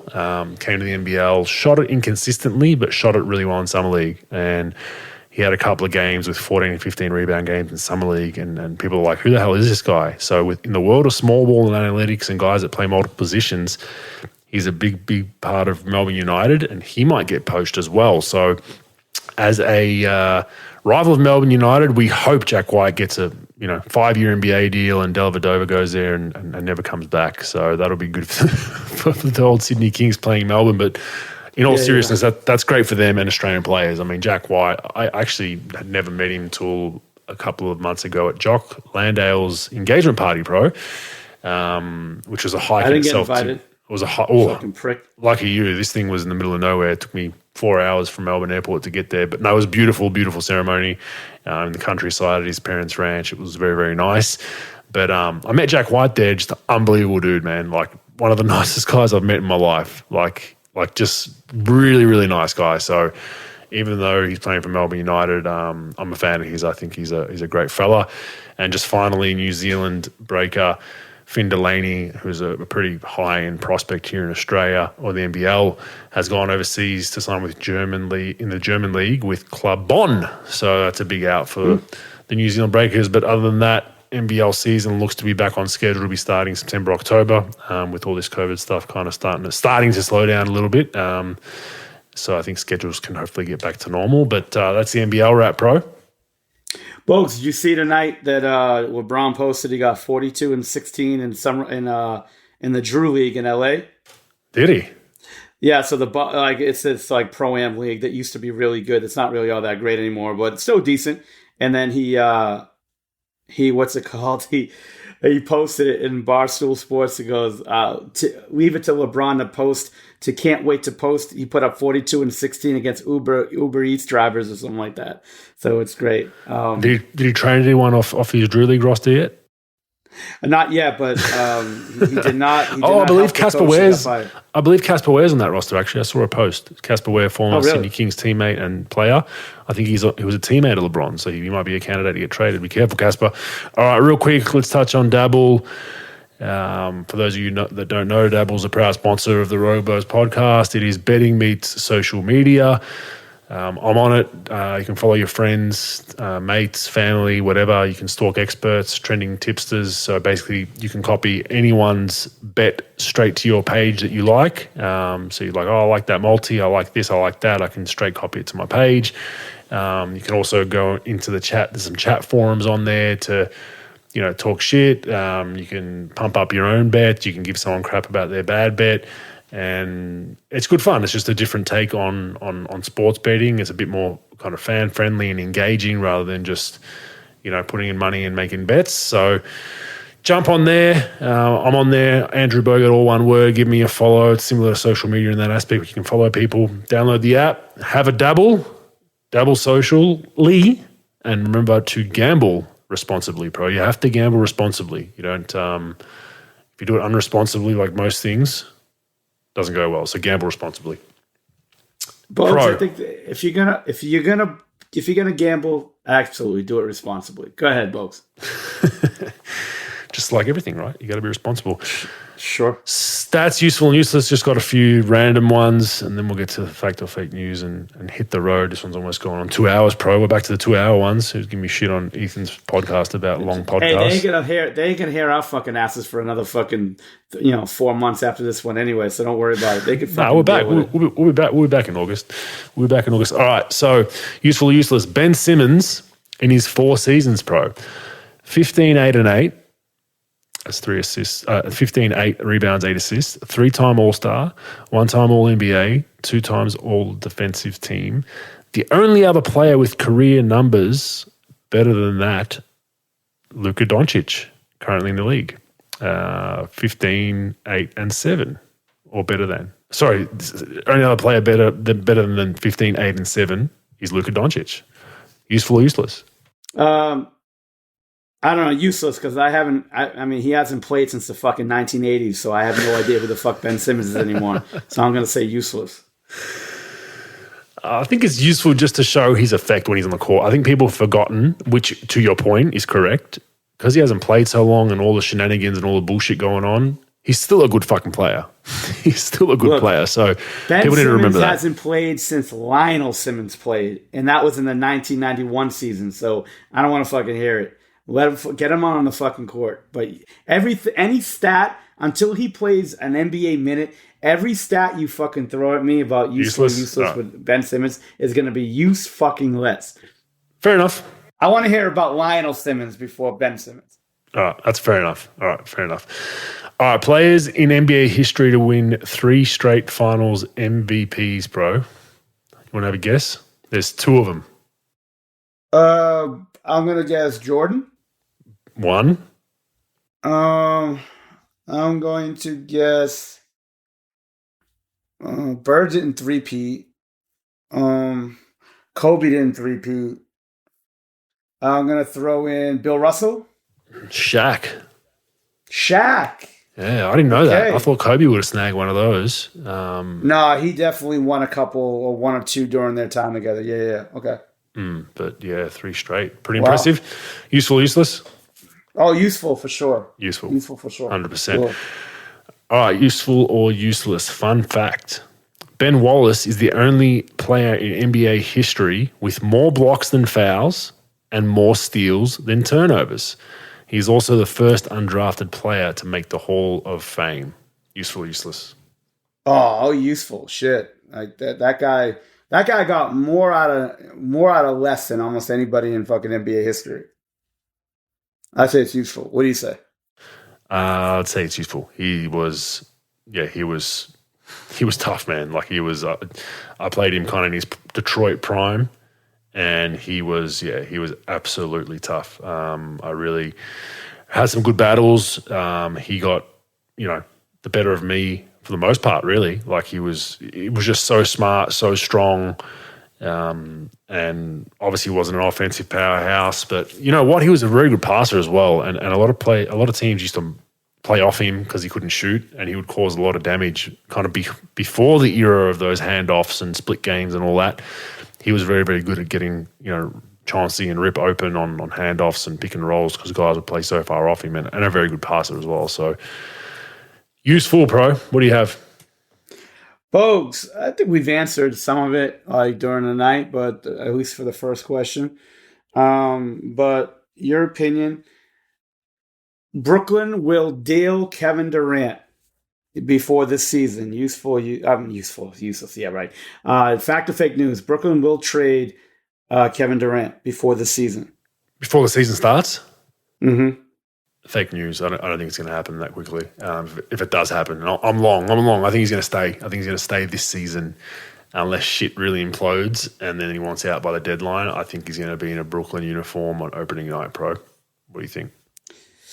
Yeah, I agree. I think Donovan Mitchell is going to be the one dealt before the season. I think Durant's going to take a little longer. I think that they might have had a chance with the Phoenix deal, but obviously with that going where it went to, I don't think it's going to work. So I say fake news. He will not be dealt.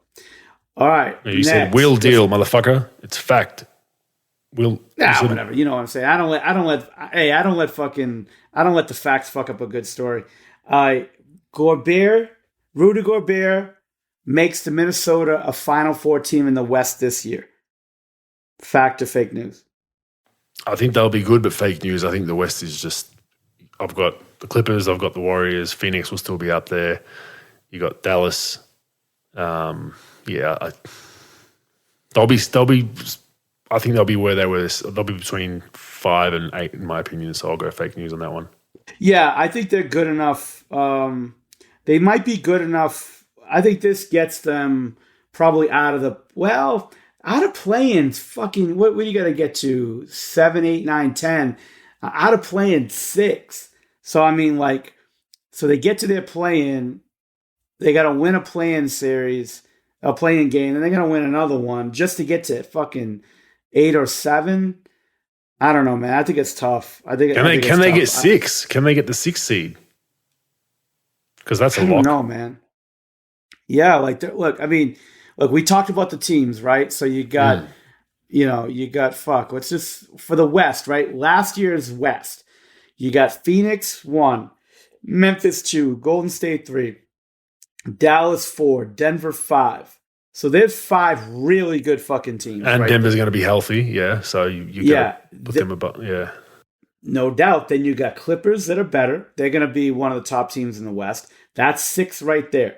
Unless there's injury, the only team that could slip, in my opinion, there is Denver. For one reason or another. And I don't even think it's a good reason. I'm just saying that there's a chance. Houston, really good young talent, they're not doing anything. Oklahoma City, good young talent, they're not doing anything. Portland moves from 13 to 10 with their moves. With a good season. The Lakers, the Lakers, I think they're going to be a playing team again, without question. New Orleans gets a little better. So, I think Minnesota and New Orleans are on the same level right there. And I think the only team and then Utah's out of it, obviously. They're gonna tailspin all the way down to 13. You keep forgetting Sacramento, bro. You're not giving them any chance? Yeah, I give them a chance to be a fucked up organization. There's no fucking chance, Bogues. Actually, no, I take that back. I mean, they're okay, but what? That'll be where they're not next season. Yeah, anyway. What are they going to do? They're going to move from what? Fucking 12 to 11 and a half? I mean, fuck out of here. I just don't, I don't see what they've done. Now, they got Herter, but what other moves do they make, Bogues? Do they make anything else besides their draft? Not really. No, not really. Yeah. Yeah, fuck that. I just don't. I don't buy it. I don't buy it. So I say fake news. They will not be a top 4 team in the West. I do think I'm just saying advancing in the playoffs to the second round. I think that they could win one play-in series, but I don't think they're good enough to win a series. I still don't think with that team, just because the West is so fucking good. Because you win your play-in, so you're 7 or 8. So now you got to play Golden State. You got to play the Clippers, Golden State, or Phoenix, Memphis. I mean, that's pretty tough. That's pretty tough. I agree. All right. No chance. Let me see. Last question here, Bogues. Mitchell and Brunson puts New York over the hump to contend for a conference final. If they do get Mitchell, which I think it's going to proceed. They're proceeding pretty well to get a deal done. So I think that he'll end up in New York. If he ends up in New York, Mitchell, Brunson makes them Final Four team in the East. Fact or fake news? Fake news, still not there. I still don't think they're that deep. I have to see how 2 small guards play well together. Donovan Mitchell. So I'm not sold on it. I think they're maybe. I think I put them at 6, 7 to 10 still, even with Donovan Mitchell, in my opinion. I think they're still a season away from, if they do get Donovan Mitchell, they're another season away from retooling and really reshaping that properly with the way they want to play. The other thing is, with that roster, if you do Donovan Mitchell and Brunson, what do you do with Randall? Because he's a ball in hands, high usage forward, point forward type, right? So it's what are you going to do with him? He's going to want out of there. He's not going to be happy, right? And I don't think that suits him neither, because then it becomes that Westbrook kind of argument with LeBron. It's I think Randall's going to look a whole lot worse being asked to play a role, which is, be really solid for us defensively and, hit the open shot. That's not his role. Like, he needs the ball. He needs usage, right? So I think they're going to have that problem as well. Yeah, it's a good point. Like, I mean, he's not mentioned in the deal. It's going to be like, it's going to be, let me see, Obi Toppin was in that deal. It's funny. I didn't see RJ Barrett. Was RJ Barrett in the deal? I thought it was like, what was it? It was like Quentin Grimes. It was like, I think McBride, Quickly, like guys like that. Oh, Randall won't be in the deal. I'm just saying, what do you do with him though? Like on that roster with two, let's say you have two scoring guards with high usage. Like, what do you do with Randall? Like he's not, you know what I mean? He already had a poor season with high usage. They tried to use him a lot last season. Season before he was great. But I'm saying, like, do you think, he's not going to be hey, like, we need you to be Draymond Green. Like, you got two scoring guards. Like, it's not going to happen. He's going to be pissed. Yeah. So yeah, it's going to be challenging for sure with that lineup. You're going to have a lineup of like Mitchell, Brunson, Barrett, Randall, Robinson, and then you'll have like Quickly, Rose coming off the bench. Actually, Quickly will be gone. So you have like Rose. I think would Rose be coming off the bench, and then whatever, like a hodgepodge list of guys that will be coming off the bench for them. It'll be interesting. I think Randall could survive because so many possessions in a game, Bogues, you're going to find him. You'll find something. But, like, yeah. I just feel like he needs – I feel like especially when he's slumping, he needs to be heavily involved. And even when he's playing well, I feel like he needs to be, 21, 12, and 10. Like, and with Donovan's not the greatest creator for an assist for a teammate. And then Brunson, like, he can pass it a little bit, but he's more of a slider towards being a scoring guard. Yeah, he doesn't have vision. Yeah, so you just like it's like, yeah, they might throw it to him for an ISO, but yeah, I mean, I don't know. I'm just thinking out loud. If it was put any scoring guard next to Brunson in New York, I'm like, I think it severely hinders Randall's game, but we will see if Donovan does end up there. But yeah, what do you think? You think they're top four with Donovan? No, I don't. I think Mitchell has to prove that he can win games in this league again, like high-level games. And, like, he's had some success early, and people loved him early. I think he's a really good player in the league, don't get me wrong, but I think he really has to prove that he can win games. And I don't think he's good enough to beat those teams yet. I don't think he's good enough to beat Milwaukee. I don't think he's good enough to beat Boston. I just don't think that, Miami, I think it's going to be tough. That roster's okay, but now you're depleting your bench. You've already depleted it. You brought in some decent players, don't get me wrong, but you depleted it with, Brunson, if they do make this deal, again, this is all fictional. And if they don't make a Mitchell deal, which they maybe not, I think it's really sort of progressing to a trade. But like, if you do have these two guys on the same team, you're going to have to wipe out your second unit. Like, literally, last year's second unit was like Kemba Walker, Quickly, Burks, Toppin, Nerlens Noel, basically, right? I mean, all that's gone. Mm. All that's gone. Yep. So that's going to be interesting. They were 4 the year before, though. 2 seasons ago, they were 4 seed, right? Yeah.